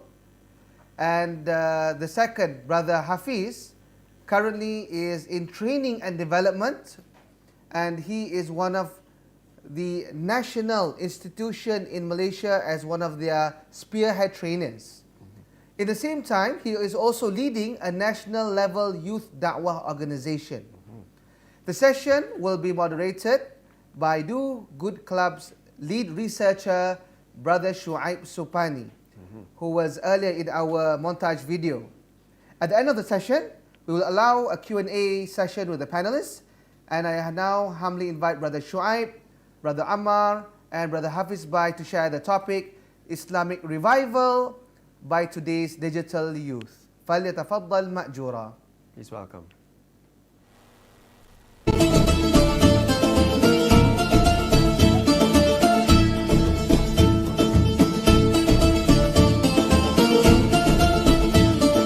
Bismillahirrahmanirrahim. Assalamualaikum warahmatullahi ta'ala wabarakatuh. Innal hamdalillah nahmaduhu wa nasta'inuhu wa nastaghfiruh wa na'udzu billahi min shururi anfusina wa min sayyiati a'malina. Amma ba'd. Alhamdulillah, praise be to Allah. We are able to gather here today in conjunction with the Regional Youth Convention 2020 RYC 2020. I'm Shuaib and I'm your moderator for today. So, for this forum, we are going to discuss an important topic, which is Islamic Revival and Digital Youth. And together with us today, we have two prominent youth guests. The first one beside me is Brother Ahmad Shahrin.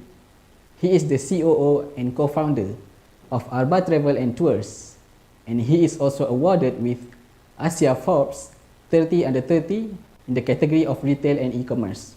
And beside him, we have Brother Hafiz bin Abdul Hamid. He is Ketua Ikram Muda Malaysia, and he is the Training and Development Manager of Institute Masa Depan Malaysia, MASA. So without further ado, let's start our forum for today. Please introduce your name, your age, and also your position, as well as your experience in Da'wah or Islamic Revival. Okay, Assalamualaikum warahmatullahi wabarakatuh. My name is Ammar bin Shahrin, and I'm from Malaysia. I'm 31 years old. I'm a businessman, currently the Chief Operating Officer in Arba Travel. And I used to be an engineer. I studied in Songyuan University in South Korea in electrical and electronics. So I used to be an engineer in Samsung for a few years. But then after that, I started my own business. So Arba Travel, we are a travel company. We started in 2014, and currently we have 5 international hubs, which the headquarters in Malaysia, Putrajaya, and we also have an international hub in Korea, also in Turkey, in Japan, and also in Europe, specifically in Paris. What is Arba? Arba is the short form for Abdul Rahman bin Auf.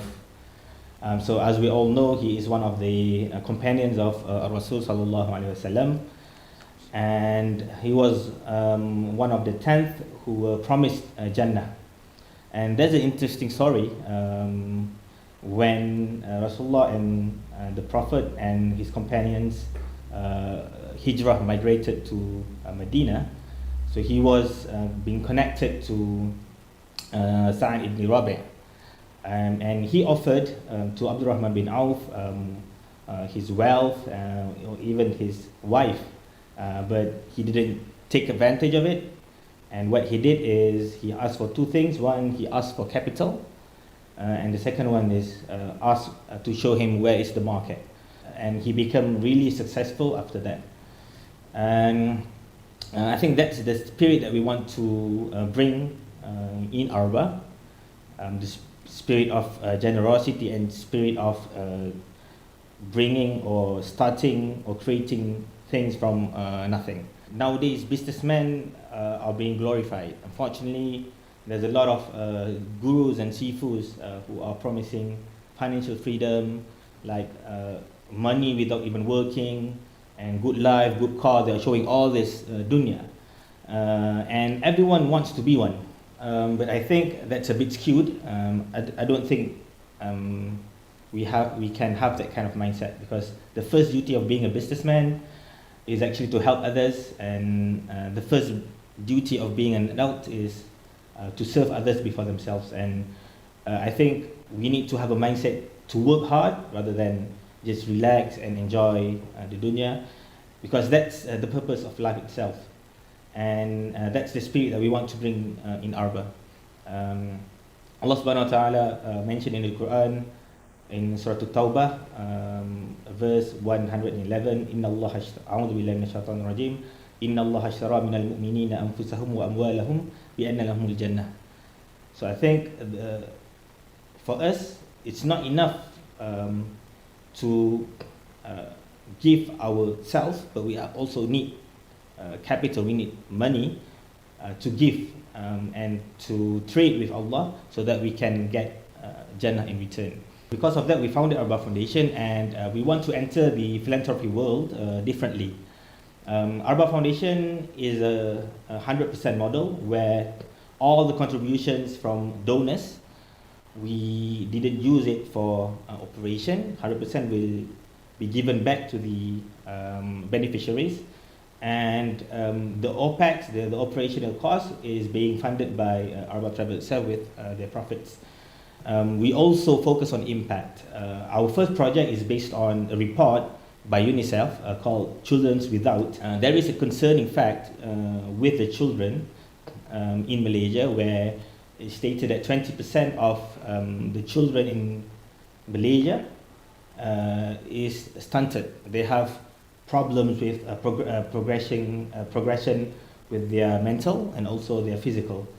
And this is very alarming because children nowadays is the future, is our future leaders. So we have that 20% that cannot contribute really good in the future.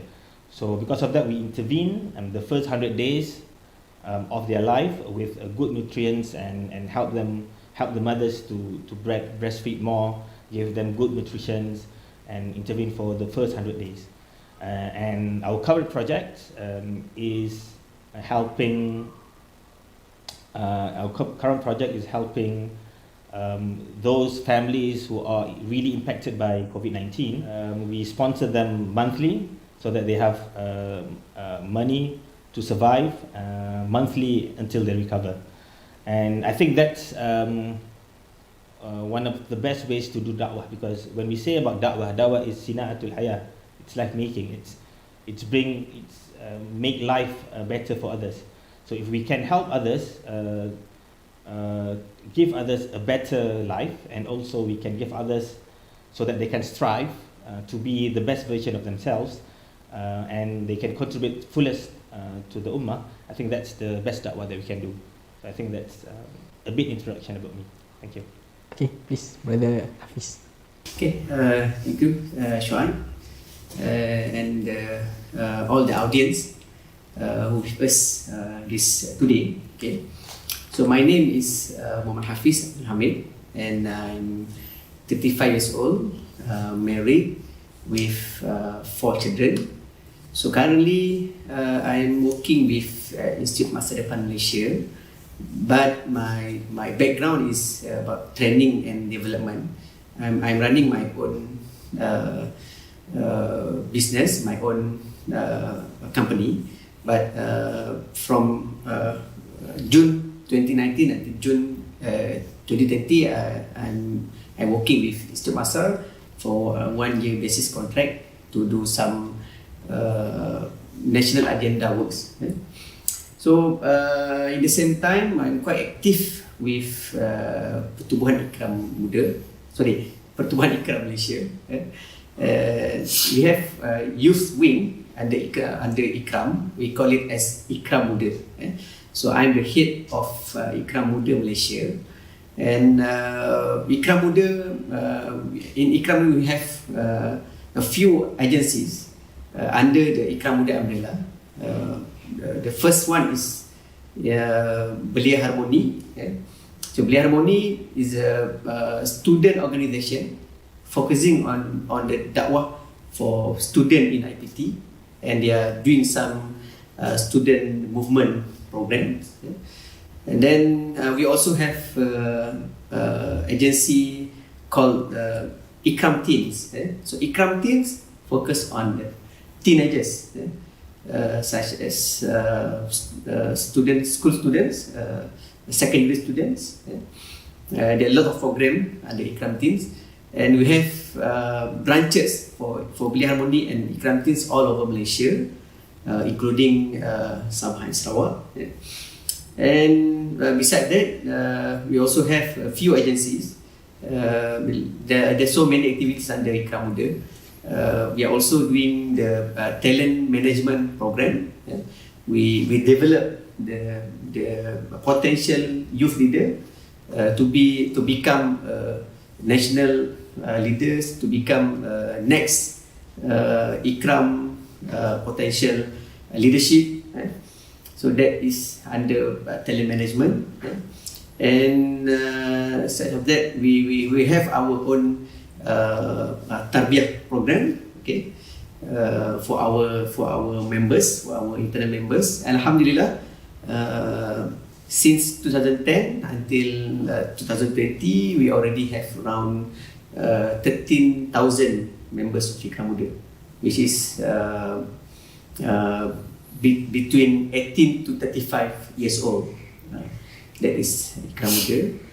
And I think that's a bit short introduction from me. Okay, maybe we can continue in the next question, inshallah. Inshallah. Okay, so thank you for the introduction, and I think it will be very beneficial for our audience today to know our guests or our panelists today. So let's move on to the next question, which is for our first panelist, Brother Amar. So just now you said that Arba has a lot of hubs around the world.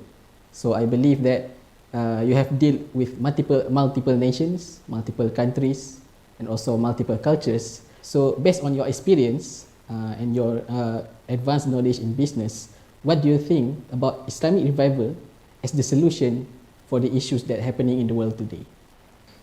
We can see there is a trend in Dawah movement in the world, especially the trend on youth, where we can see a lot of them are passive, missing.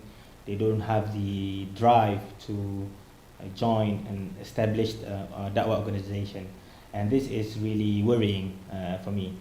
There is a theory which there's a study being held in the third world countries where they did a research in Africa, which is, they call it youth bulge theory.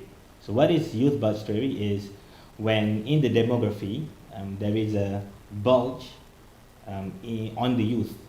So there's a lot of youth in one generation, but the work, the jobs for that youth, it's not enough. So what happened is the youth will have more tendency to do crime, they do things that which are not beneficial.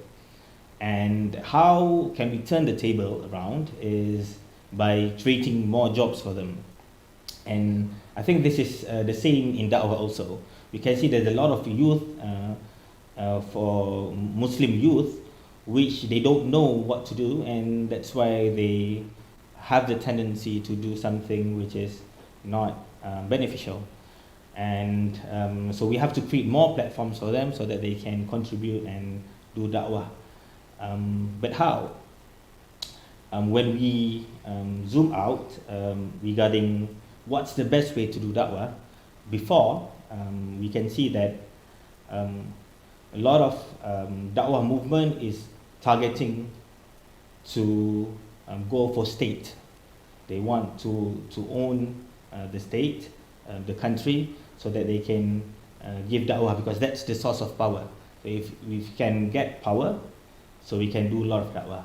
But I think as the time goes by, we can see that state is not the only source of power. We have other places where we can get the source of power. For example, we have media. So media is really good power to do Da'wah also. We also have social, where I think Ikram also focus on social. And we also have economy, where in my part, economy can be a really good source of power and good entity, economic entity. Because if we see the world right now, all countries is also an economic entity, and business is also an economic entity.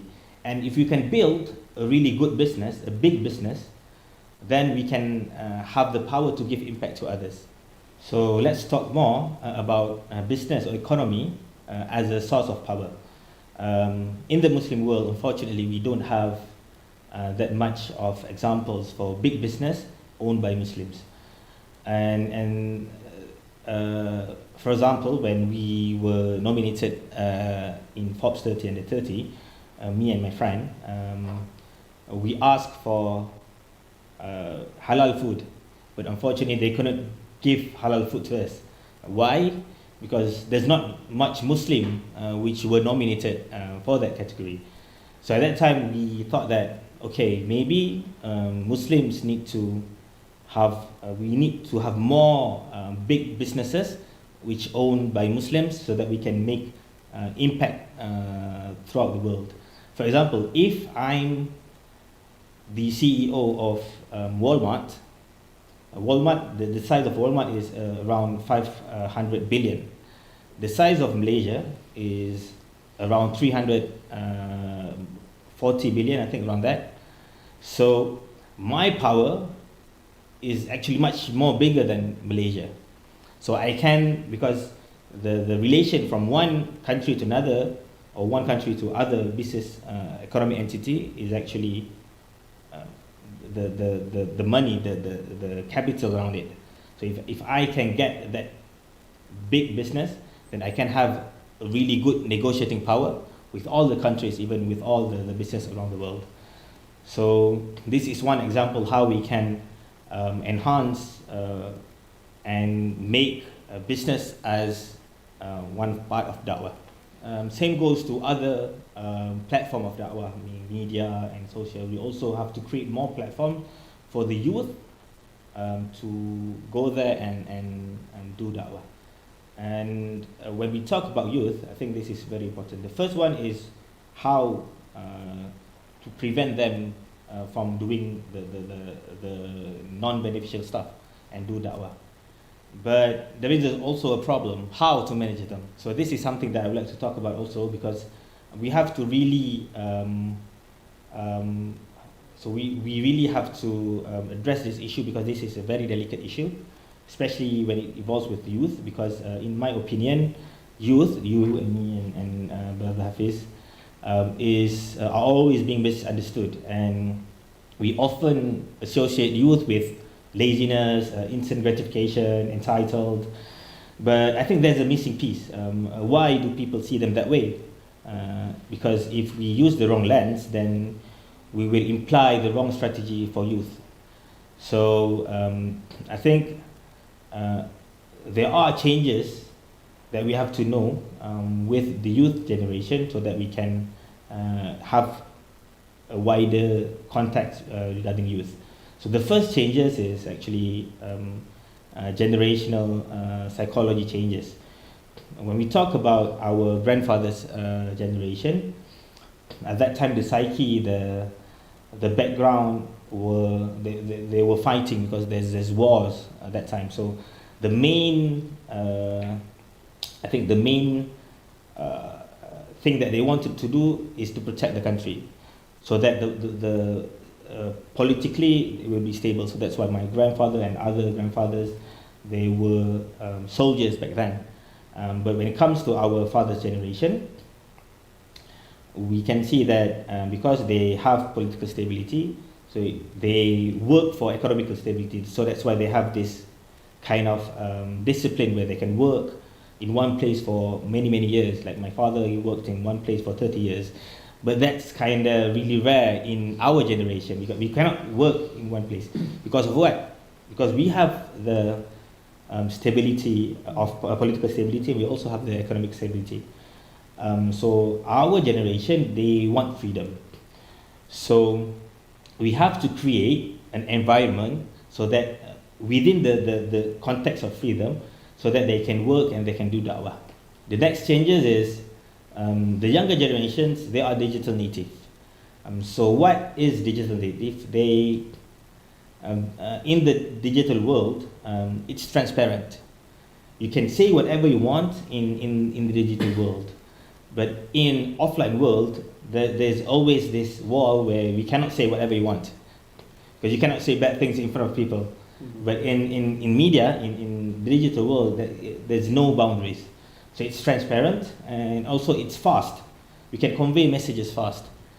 So when we do deal with youngsters, youth, these are the behaviors that they have. They want to do things fast. It's transparent. They like to say what they want directly, and it's flat. They don't have any hierarchy. Even you are the prime minister, but when you talk in the digital world, others can bash and all that. So that's the world that we are living in. So that's the two changes in the context behind the behavior of the youth. So the next is how can we manage them? What are the leadership style which is really fit for youth? There's 4 fundamentals that we have to look onto youth. One is they act through meaning. You cannot just force them to do what you want. You have to give them reason first. So it's reasoning through meaning. And the second one is they want growth. And youth are dynamic. So how to manage people who are dynamic is rather than giving them rules, give them boundaries. So there is a saying, it's better for them to say sorry than to ask permission. So you have to give them the freedom to do things. So rather than you give them, you have to do A, B, C, give them, okay, this is the boundaries, you can do whatever you want, I want this result. So give them, and then they can flourish within that kind of leadership. So growth. And they also want self-belonging. So like when we were young, our relationship with our friends is like gangship. So like during my time, there were skinheads and also grunge. Nowadays, I think they have like, I'm not sure, what do you call it? Raver, so something like that. So youth really like gangship. So if you can create a relationship between one leader to another, one leader to their team, is by we are one gang, rather than I'm a boss, and you have to follow me. So give them ideas and cherish the relationship so that they have that kind of belonging. And finally, they want compensation. And youth is self-interest. So if we can give them something that they cherish, like for us in Arba, we give them experience. Working in Arba, they have the best experience working. Because we have a lot of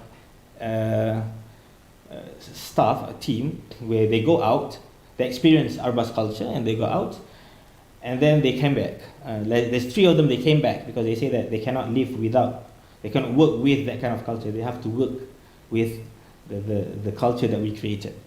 So I think that's the 4 fundamentals that we need to have, the leadership style that we need to manage so that we can manage a youth. So the first one was give them work and manage them well. So that's all. Okay. So thank you, Brother Amar, for those insightful explanation. I think it's very beneficial for our audience. And we were discussing about the sources of power, about the generational challenges, and also about the youth leadership. So when we are talking about the youth leadership, we cannot run away from the talent development, also leadership management. That's why we have Brother Hafiz here. So I want to ask you about considering the agenda of Islamic Revival, why do you think the youth today are complacent or somehow apologetic about the existence of the Jahili systems in the world today? So please. Okay, thank you, Brother Suhaib, for the question. I think it depends on how you define being apologetic. The love for Islam is first and foremost, and this has to be established in the heart of Muslim world youth. But thereafter, for those who have the added impetus of wanting to make a change, bring it about is a matter of strategy and the methodology. The reality is that in the modern times, many Muslims, not just youth, are far removed from Islam and the values that enshrined. They have become accustomed to such a lifestyle to bring them closer to the faith, take the hikmah and patience. And it's like taking a fish out of water. So for me, the first step to influence anyone is establish rapport. Yeah, that's the most essential part. If we manage to do that, then it becomes easier to bring about change. And we can guide people to where we want them to go once we have gained their trust. And along the way, we will have to make peace with some of the jahili things that they do. There is a difference between permitting things to happen and to endorse it. We don't endorse the jahili that our object of dakwah part. We don't endorse the jahili that our objects of dakwah partake in. It's just that being aggressive and trying to act directly upon it may do more harm than good. So we turn passive to in some instance, even though we hate what they do in our heart. Both are still form of iman. And don't forget, some change require larger scale and more encompassing processes, such as working with government institutions and other NGOs. And of course, affecting change in such situation will take longer. As long as we have love for Islam in our heart, we acknowledge the problem, and we want to rectify the problem, and we set out on strategies to resolve the problem. And I don't consider that as apologetic, even though the process may be slow. So thank you, Brother Hafiz, for your explanation. So I believe we agree that we have to do something about the youth embrace in Islamic revival or Islam itself. Okay, let's move on to the second round of this forum. So we'll back to Amma for the second round. We know that through digital strategies and technologies, you and your team managed to bring Arba to the level of international success. So if da'wah or the agenda of Islamic revival is to adopt your business strategy, what would be the digital strategies and technologies that we could execute in terms of Islamic revival itself? So in Arba, we have 5 core competencies that I think we all must have in order to execute and in order to move forward. And these 5 competencies, I think it's also important for da'wah.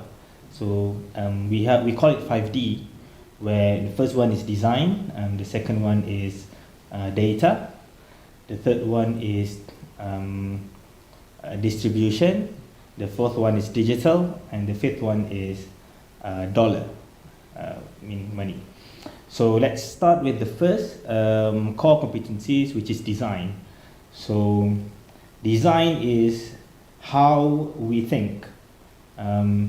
There's 2 things, 2 types of thinking. One, we call it design thinking, and the second one, we call it analytical thinking.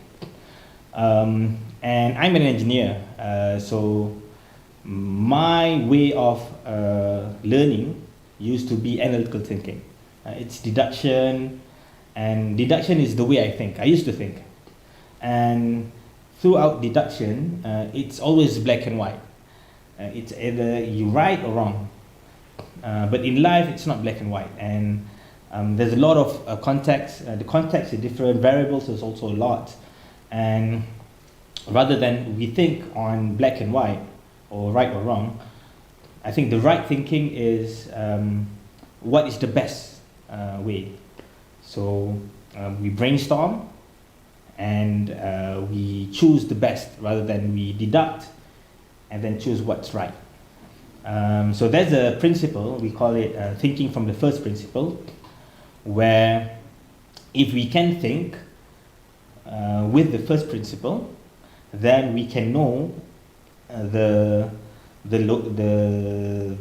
priority or the location of one thing, and we can redesign everything from the first principles. There's a very good documentary on Netflix that I think we can try to watch, which is it's called Inside Bill's Brain. So what they did in the Gates Foundation, so at first they tried to create toilets, but that didn't work because of what? Because in the third world countries, they don't have a proper sewage system. So what Bill Gates and the team did is they redesigned the toilet, which don't need a proper sewage system. So they called all the engineers and they redesigned and made a toilet that can change the feces into water so that they can have clean water, and the circle continues, which it's really perfect for that context. I mean, the place and the situation for Africa. That's what we need to do in Da'wah as well. We have to redesign one way of Da'wah so that it's really fit the context of the youth today. Sometimes they say that, okay, I used to do this because throughout my experience, it used to work. But I think that's a bit, for me, it's a bit, I don't think it's right to think it that way, because experience can also become a liability rather than an advantage. Because what makes us here doesn't always make us there. So this is what we have to do. We have to redesign our thinking, because a lot of people, they always follow the best practice. Because they say that experience, based on my experience, it works. But I think that's, I don't think it's right to think it that way, because experience can also become a liability rather than an advantage, because what makes us here doesn't always make us there. So I think it's the same for Da'wah. We have to really redesign what is best based on the context, based on our target market, and based on what they really want, and then create a program for them, rather than we just follow others without knowing the context and without knowing what's best for them. So the first core competency is we have to redesign our thinking. So my suggestion is there's a book called Business Model Generation. So every time we want to enter or do da'wah in one place, we have to redesign and do the business model canvas so that the da'wah or the projects that we are organizing fits, the value proposition fits the target market that we want to target. So that's my suggestion. Maybe can, every time we want to do da'wah, make the business model canvas, same like businessmen will always do that. The next core competencies is data, because we have to, all our decision making must be based on data. And data is a decision making tool where we cannot just assume, we have to do things back with data. And to do that, we have to gather a lot of data possible and make it as raw as possible. And also, to gather data, we have to have this experimental attitude where we experiment things, and if it's not right, then we try to experiment until we have more data, and further maybe we can get the best solution for one problem. We need to know what our target market's distribution channel is. So, for example, if we want to target students, so rather than going to Facebook, maybe we have to go to TikTok, or maybe we have to go to Instagram, because youngsters or students, they spend their time over there rather than, like for us oldies, we spend our time in Facebook. So We have to create all the capabilities to distribute our idea or our da'wah throughout all these distribution channels, so that we can spread the word. So that's the third core competencies. We also need to really understand the behavior of all the channels, all the distribution channels. Let's say for Facebook, we need to know what our target, who are spending their time in Facebook, and what are the behaviors, the environment, and we have to respect the environment. Let's say if we put TikTok's video on Facebook, maybe it doesn't go because it's not perfect for that target market. And also for YouTube, they watch long videos, but for Instagram they don't watch long videos. So if you want to give da'wah and you make a 5 or 10 minutes video and put it in Instagram, it won't go because it doesn't fit the environment in Instagram. Same as Twitter. It's really straightforward, short, and usually if you want to succeed in Twitter, you have to have this kind of ranting kind of writing. So if we rant on Twitter, people will retweet and people will spread the message. So these are the distribution channels, and we have to respect the behavior and environment. And the final one is dollar. So we need to know, we need to have the capacity to know where the money goes, the flow of money, and we need to know where's the best place to put the money so that we can get our return. Same like business, we know if we put the money, we can get return profit from there. So same goes to da'wah. We have to spend money, of course. Many people, when they do da'wah, they want to spend as little as possible, but if you want to get the word spread out, you have to, of course, invest. And invest in da'wah is also important. So invest money, and we have to really know where to invest so that we can get the best impact. Same like in business. I think these are the 5 core competencies. I think if we implement in da'wah, I think it will be really beneficial. Thank you. So thank you, Brother Amar, for the 5 core, the D's and 5 D's. So he was talking about controlling the economy, controlling the dollar, and redesign the thinking. So let's translate all the course into the skills so that the youth can develop themselves. So I'd like to ask Brother Hafiz, so regarding the skills that the youth has to be developed, what are the skills that the youth has to have to manage their agenda of Islamic revival? So thank you for the question. So I think there's a few skill set that the youth need to have. For me, the digital skill a necessity, but even more than that, communication skill are needed. The way we approach people with the intent of Islam, the way we establish a rapport, and the way we get them to buy into our narrative, and what should be constant and never changing is our akhlaq and our fikrah, our understanding. Those are 2 representative values that no one can take away from us unless we let them. Decoupling dissociation of thought is a skill many du'ats have yet to develop. It's okay to bring Islamic aesthetics to the table when dealing with youth who already have a certain predilection of Islamic culture, but for most other youth, a universal values approach may be more suitable. A lot of what Islam is, the goodness is enjoying, is shared by people of other ideologies. Out of Prophet sallallahu alaihi wasallam give 4 commands to the people of Madinah when he first reached the city. 3 of them were noble practice that people of any faith could agree upon. The first is spreading the salam. Example, in other religions is like wishing others well. Okay, and then the second command is the feeding the poor. And the third command is keeping family ties.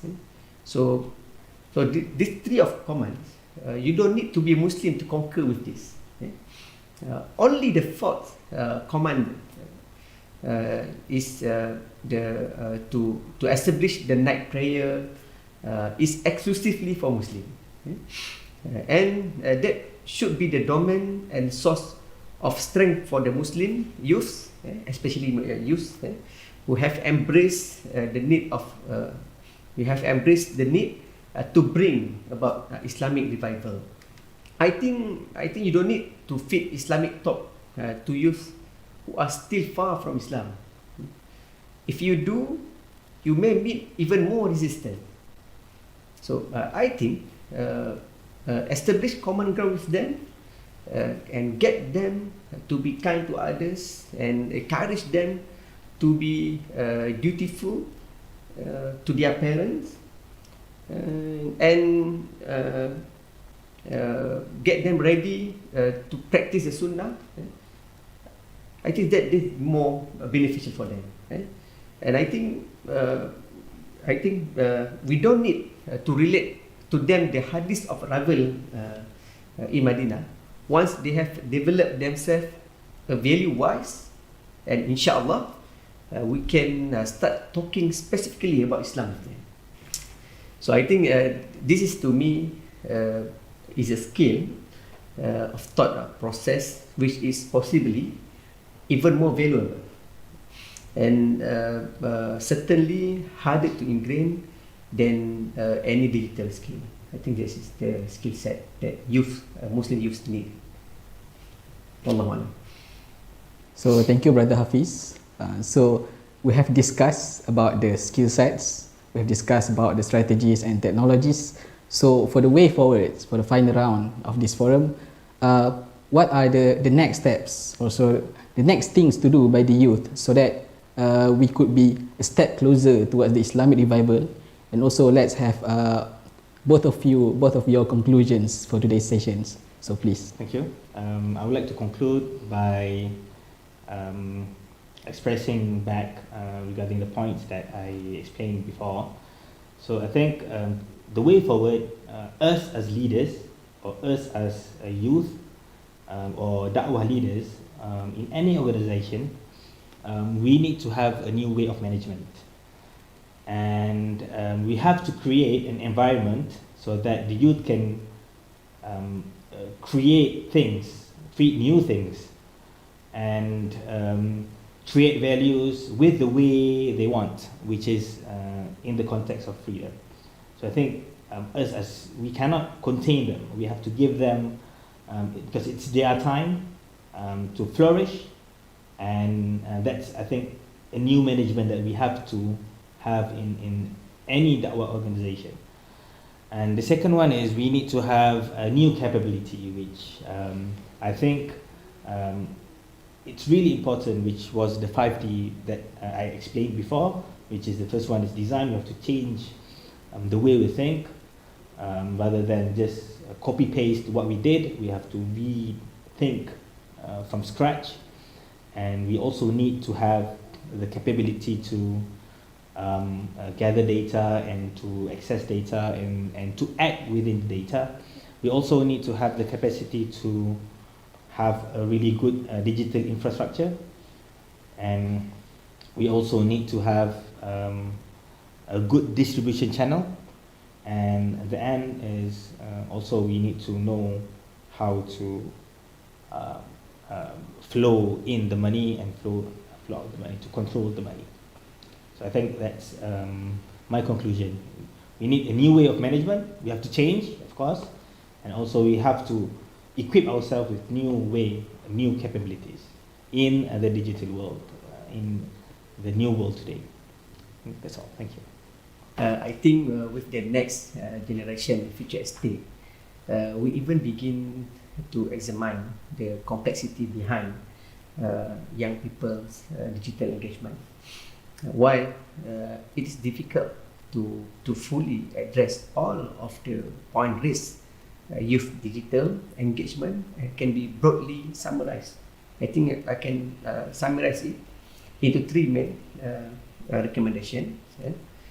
Okay, the first thing is listen to and co-create with young people. So young people should be considered as expert of their own life and their own aspiration. To create the sustainable youth digital engagement, it is essential to try to understand the young people's needs and their unique experience, both offline and online, and to ensure that youth digital engagement is truly youth-led, and meaningful participation should take place at all stages of the engagement process.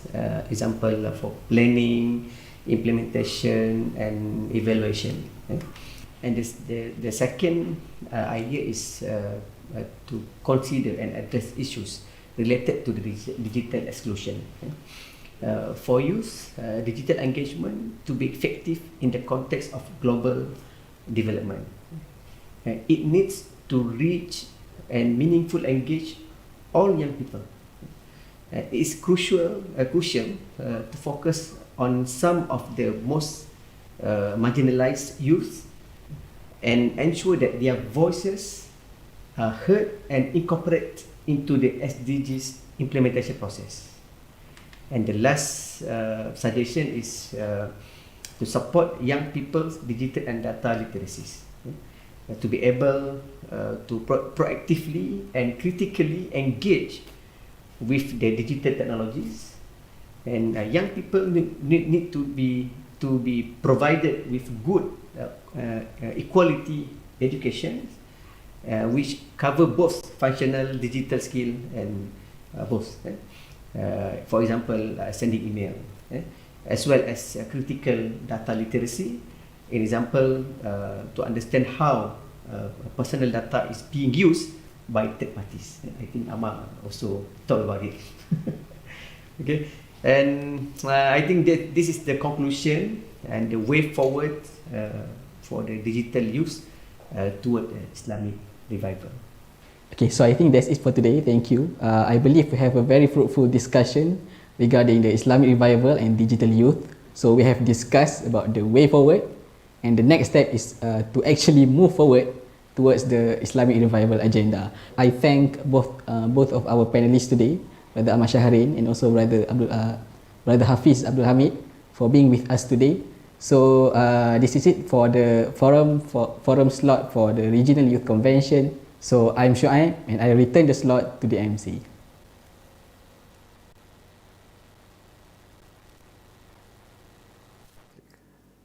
All right, thank you. Jazakumullah khairan kathira for Brother Shuaib, Ammar and Muhammad Hafiz for the very interesting discussion.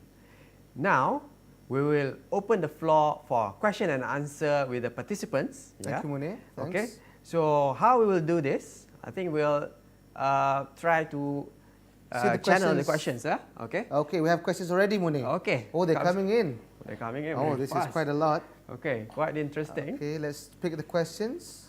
All right. All right. Munir, you want to read the first one? Okay, the first one. Okay. What will be the role in da'wah, especially for those people or youth that don't have enough knowledge on Islam? So who's going to take this question? So can we... Ammar maybe? Yep, okay. Can we post that to Ammar? Assalamualaikum warahmatullahi wabarakatuh. Waalaikumsalam. Okay, is the voice clear? Yep, loud and clear. We can hear you, Ammar. Okay, for the first question, I think one of the roles that we can take to do da'wah, especially for the youth, is there's a concept called ta'lif qabla ta'if, which is ta'lif means tie. So we have to buy their hearts first, tie our hearts with them before we do da'wah to them. So I think without the connection, the heart's connection, I think it's really hard for us to convey our message. So don't straight away preach them, but make friends with them. and after that, maybe we can do da'wah. And the second tips, I think, is we have to find common grounds, because if we have the relation, I mean the common interest, maybe they can. It's easier for us to make their attention, have their attention. So I think that's the short answer from me in terms of what role that we can play. Thank you.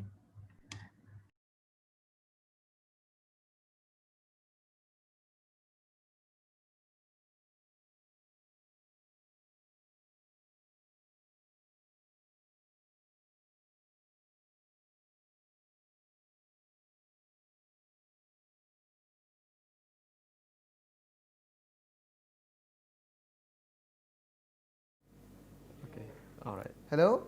Thank you very much, Brother Ammar. So, sorry, we had just a slight technical issue just now. Again, thanks, Brother Ammar, for that short but sweet answer. Ta'lif qabla ta'rif. Yeah, it reminds me of a famous Malay proverb. They say dari mata jatuh ke hati. Jatuh ke hati. Right? Right. But amongst the da'is, it's normally dari perut naik ke hati. Which means you go and buy them lunch and then they'll follow you. Right, Munir? Definitely, yeah. But in the world, there's no free lunch. But not in da'wah. Huh? In da'wah, there's a lot of free lunch. Right, Ammar? He's smiling there. He knows what I mean. Okay, the next question. Can I read this out, Yes, Munir? go ahead. Yeah. We have from Brother Khairuddin. All right. We agree that we need to strategize our move, and sometimes being aggressive might have certain disadvantages. I want to know from youth point of view. The old generation has been passive for a long time, but nothing improves. This may be related to the politics. Huh? Yeah. Mostly because of playing safe. In fact, things has gotten worse. Look at, I just said about this. Look at Malaysia's political drama, for example. Would you say that it's about time to embrace the concept of tajdeed, revival, and start to turn people 360? In the Quran, Allah clearly mentioned, O believers, if you stand up for Allah, He will help you and make your steps firm. In tansurullah yansurkum wa yuthabbit aqdamakum. Surah Muhammad, verse number 7. Okay, Brother Khairuddin Rais, thank you very much. I will pass this to maybe Brother Hafiz Bhai.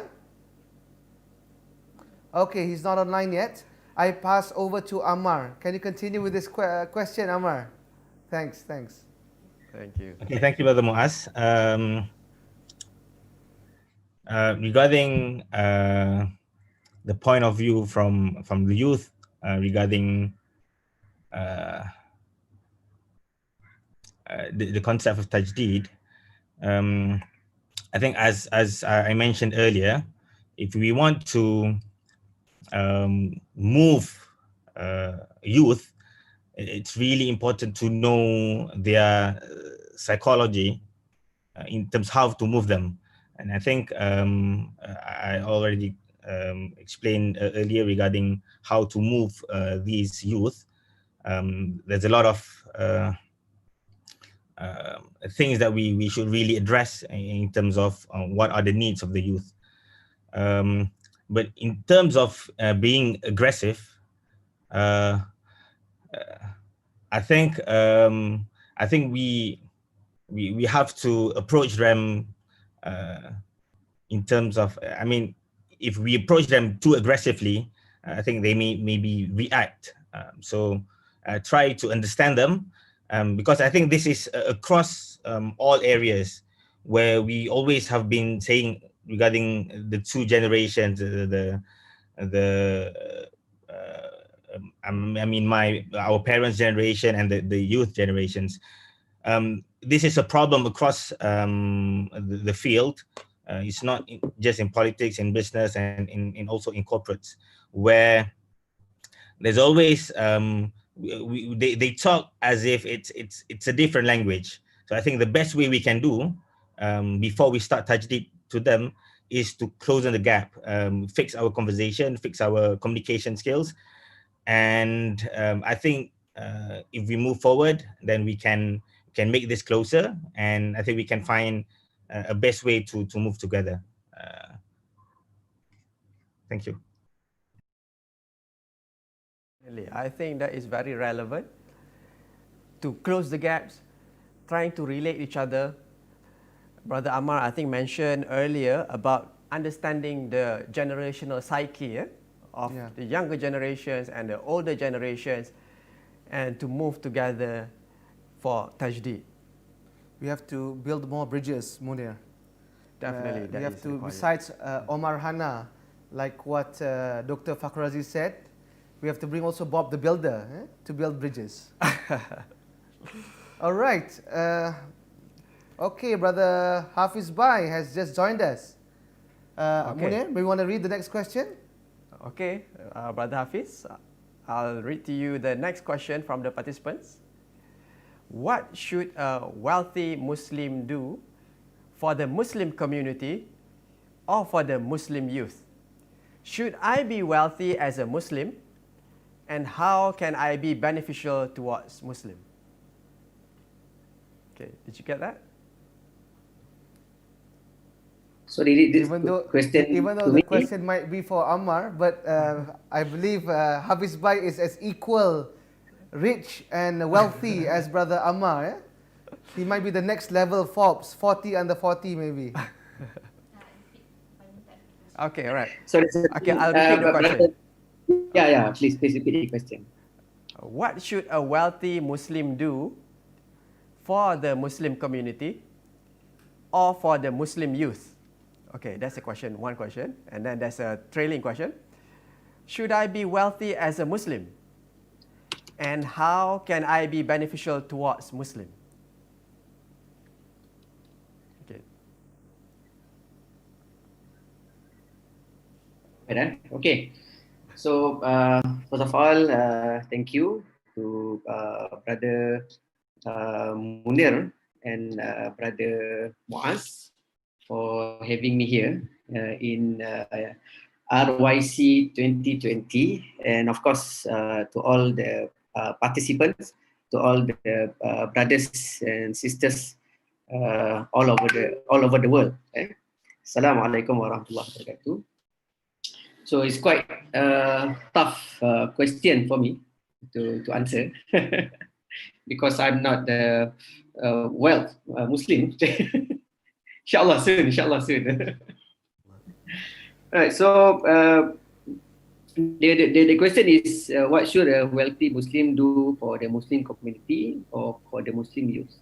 Should I be wealthy as a Muslim? So the first answer is yes. I think as a Muslim, we need to be a wealth people, okay? Because we already realized that this current situation, this today's situation, the rich people first they can bargain the power, you know. we can bargain power. We can see anything when we have a lot of money. When we have a lot of money, when we say, people will hear you. So we can leverage that the wealth for good things. So I think that's important for Muslim to be wealth. Okay, but for sure the tawaduk things must be in their heart. Right. So when we if we refer to the sirah Rasulullah sallallahu alaihi wasallam and the Sahaba, a lot of Sahaba is a wealth Muslim. I can say Abdul Rahman Auf, Abu Bakar, lots of Sahaba is a wealth Muslim. But they are wealth Muslim, but they didn't live in the wealth life, you know. Okay, maybe they are not using a huge car, okay? I mean, they are not having a big house, but they are rich. Yeah? Then they're using their rich to help the community, not only Muslim community, all community in their place. So I think that's important for Muslim to be wealth, okay, and because they can do a lot of things, a lot of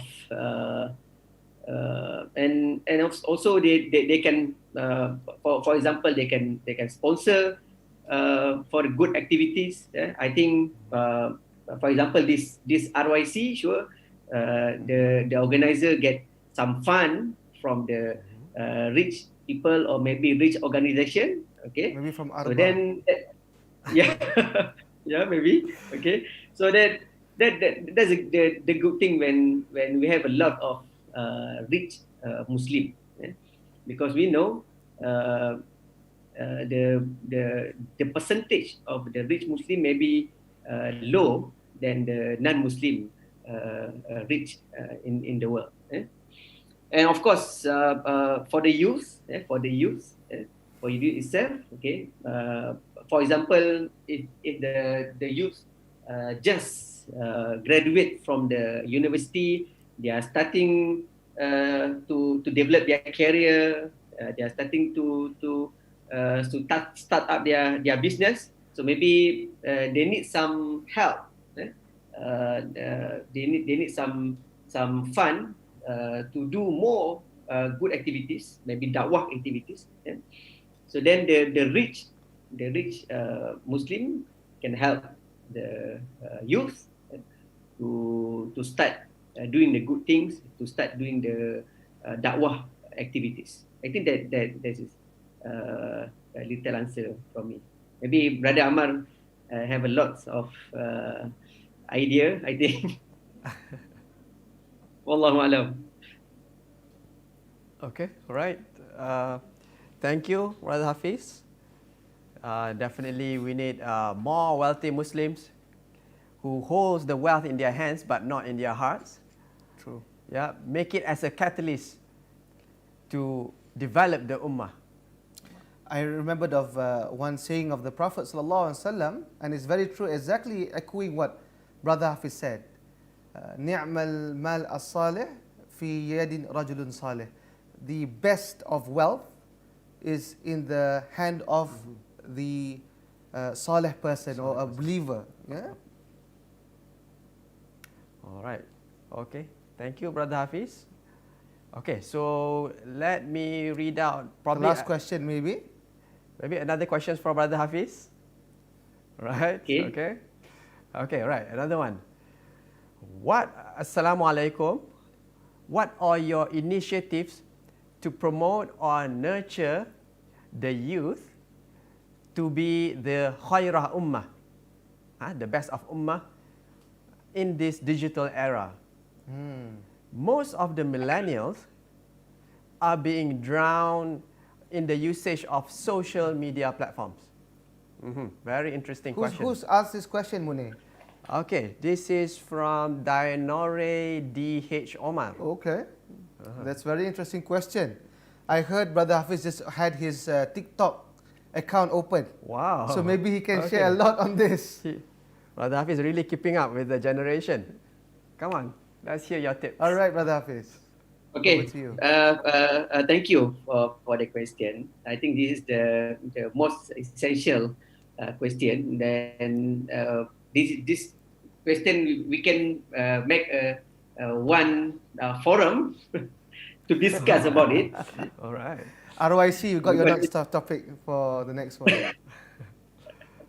So I think on behalf of my experience and my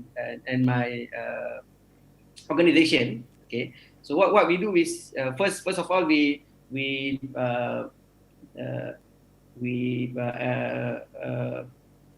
encourage the youth to use the social media, okay, for good things. And so we don't stop the youth to play with the social media, okay, because that is their era, that is their style, that is their generation. So we need to adapt it, and we need to accept it. And the thing is how we want to manage them from drown in the usage of the social media to make the social media as a good platform for them to do the good things. So what we do is there's a few projects that we for example we start to create a good video competition. Maybe we create some team, some team. For example, a positive change, or for example, national building. Okay, then we ask the youth to create their own video on the TikTok, on the Instagram, on the Facebook, and they can spread the video using the social media. That how we show them that social media just not for social with others friends, but we can use social media as a platform for to do the good things, for dakwah and so on. So I think for me we can't stop them to use the social media, but we leverage the social media for them to do the good things for me. All right. That's okay. the answer. So, thanks, Hafiz. So, if I may try to relate to your answer, okay, to put it in a one-liner, okay, don't be the passenger and drown in it. Yeah, but That's be it. the driver and make it a purpose. Yeah, something positive that we can create in society. Yes, yes. So we shape our future. We shape our good environment using the social media. Yeah. I could see the wisdoms behind you, Munir. You might be amongst the seniors and not the youth. Do I? Do I look that old? All right. We have one last question. Actually, we have a few more, but we've been told by the organizers that this will be the last question. Do keep it coming in. The TBF link is with you. You may post questions more and more on there. So this is for Brother Ammar, I believe. Regarding the term, you mentioned just now, rather than giving them rules, give them boundaries. This is the phrase. Can you give us more explanation to this? Because personally, I see it enlightening. This was specifically for Brother Ammar from Brother Al-Hasser Tayong Tong from Davao City, the Philippines. Ammar, over to you. Yeah, thank you, Brother Muaz. So I think it's important for us to create youth working environment under the context of freedom. We already talked about how youth really cherish freedom. So that's the psyche of a youth today. And usually when we ask something to the youth, we want something from the youth, we always have the tendency to dictate the execution. We give them, okay, you have to do A, B, C, D, E, and so on. And this contradicts with what youth wants, because they want to have their own freedom on doing things. So rather than doing that, first we have to tell them what we want from them. Because if we don't tell them, under the context of freedom, maybe we cannot get what we want from them. So we have to make sure that the message, the output is clear. So first, tell them what's the output that we want from them. and give them boundaries. I mean, okay, so this is the area that you can do and cannot do. And after that, the execution is really depends on how they want to execute. So that's important, because if we dictate them one bit by bit, then they feel that the things that they do is not from them. So this is it's really not good for youth. So tell them what we want from them, give them boundaries, and then just monitor what they do, and inshallah, youth knows what the output that they want, that we want, and then they will try the best to deliver using their own way. Wallahu alam. Thank you very much, Brother Ammar. Very insightful. And this is something new to, I believe, most of us. And we have to embrace this change management, understanding the psyche of the youth in order to engage, embrace, and make them be the revival of this ummah. Yeah? So again, thank you both panelists, Brother Ammar and Brother Hafiz Bhai, for allowing to come in and sharing your thoughts, your ideas today. Thank you again. Jazakallah khairan kathira wa khairan jaza. Thank you. Thank you. So brothers and sisters in Islam, now we have came to the final question, poll question. Munir, do you want to read it out? Okay, all right. Pull it up on the screen. Okay, this is poll number 6. Which of those 5D strategies mentioned by Ammar that you think we are severely lacking in? So the 5D, remember the 5D. Is it design? Yeah, the issue of design thinking and thinking from first principles. Data as a decision-making tool. Digital as the central infrastructure. Then distribution. Okay, distribution of da'wah activities, understanding the channels, and their behaviors and how they react. Okay, as well as the last one, dollar, which is the investment for da'wah. Okay, the fund that you put in to get better outcomes in the ummah. Maybe it's not written in the immediate monetary value, but in the people that we bring, and definitely will enrich the society. Okay. This is very interesting, Munir, the 5D. Maybe after this we can create posters or taglines, putting in these 5Ds, design, data, digital, distribution, and dollars. Yeah, it's very interesting. So these are quick tips for the da'is and the youth leaders out there. Okay, so keep the answers coming. Keep the polls coming in. We'd like to hear your feedback.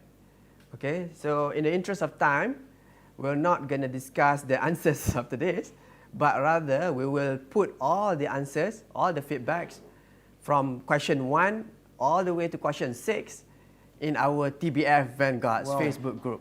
5 presents for me, Yeah, if I answered all correct, 5 presents. Okay, that one you can ask with the organizers via our TBF if it's available. All right, just joking actually. Okay, Brother Munir, so that was very roller coaster ride for us. Yes, yeah, definitely. and now we're at the end of our event. And brothers and sisters in Islam, Alhamdulillah, we have reached the end of our convention, RYC 2020.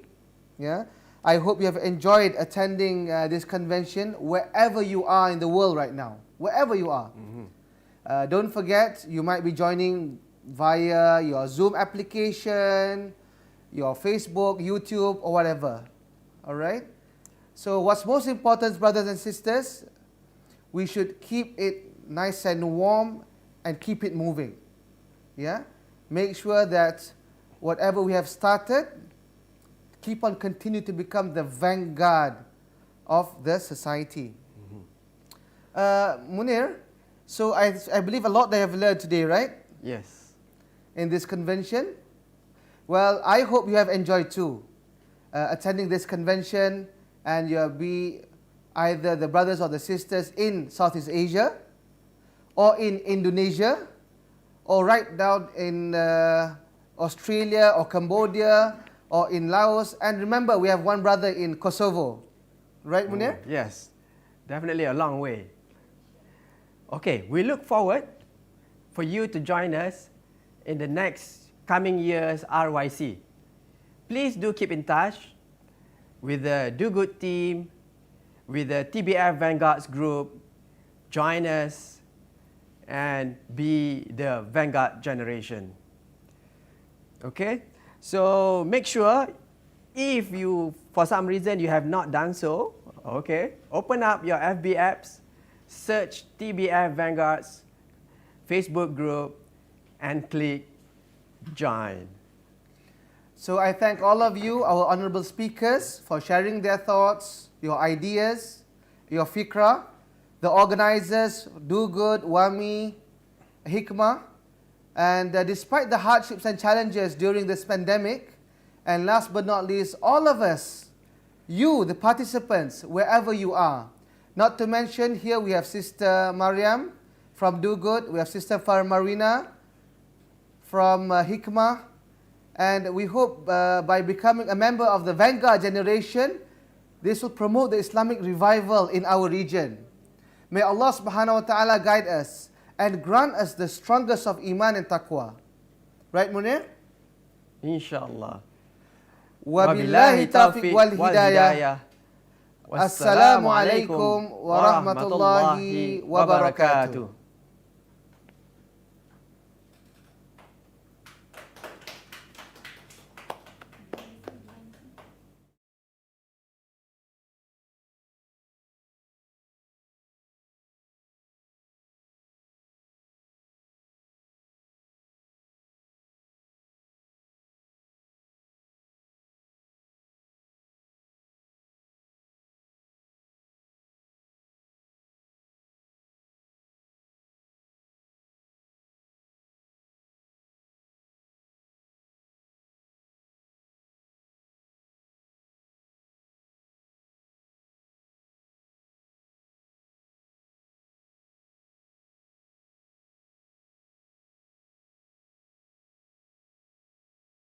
Guys, going through the studies in the history of Islam, we arrive at a rather unexpected conclusion. Leaders and Daies, if you are proud of Islam, let us take you on a journey.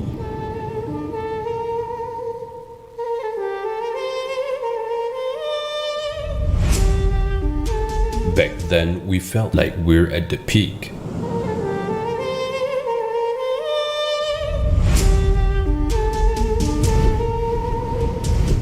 From Islamic history, we learned that we were sorry. That from a small community of faith, we took a giant leap. That we managed to practice Islam as a complete and comprehensive way of life. That we opened cities after cities. That we establish the merciful order of Allah over the world. Iqamatud Din wa Siyasatud Dunya bi. To uphold this deen and govern the world with it. Those were the things we learned, and suddenly we lost everything.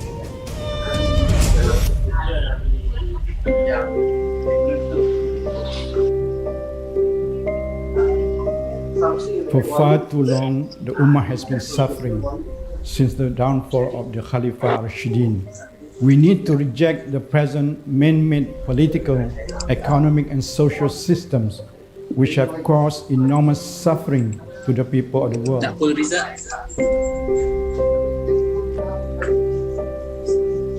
When can we have a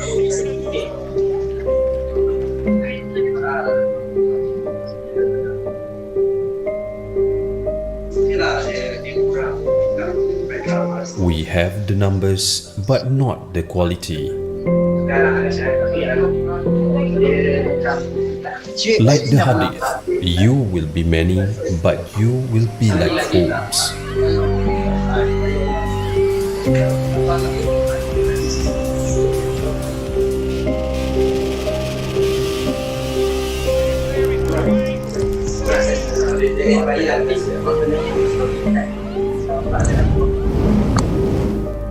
And Allah will remove the fear of you from the hearts of your enemies.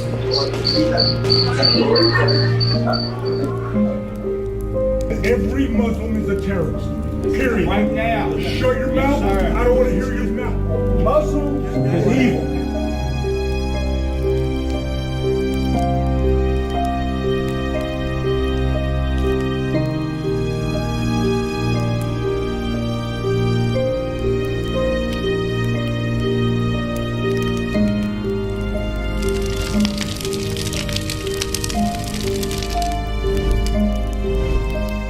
The Ummah has lost its sense of mission to be the standard bearer for Islam. Our leaders busy grabbing power and amassing wealth. And the Da'is struggling with mistaken priorities and losing the iltizam for Islamic revival. Islamic revival must start with the objective of establishing Islam in both our individual and societal life. Islam as a deen, a comprehensive way of life, is the way to go. Islamic revival has to be all-encompassing and loyal to Allah's will and follow the ways of our Rasul sallallahu alaihi wasallam.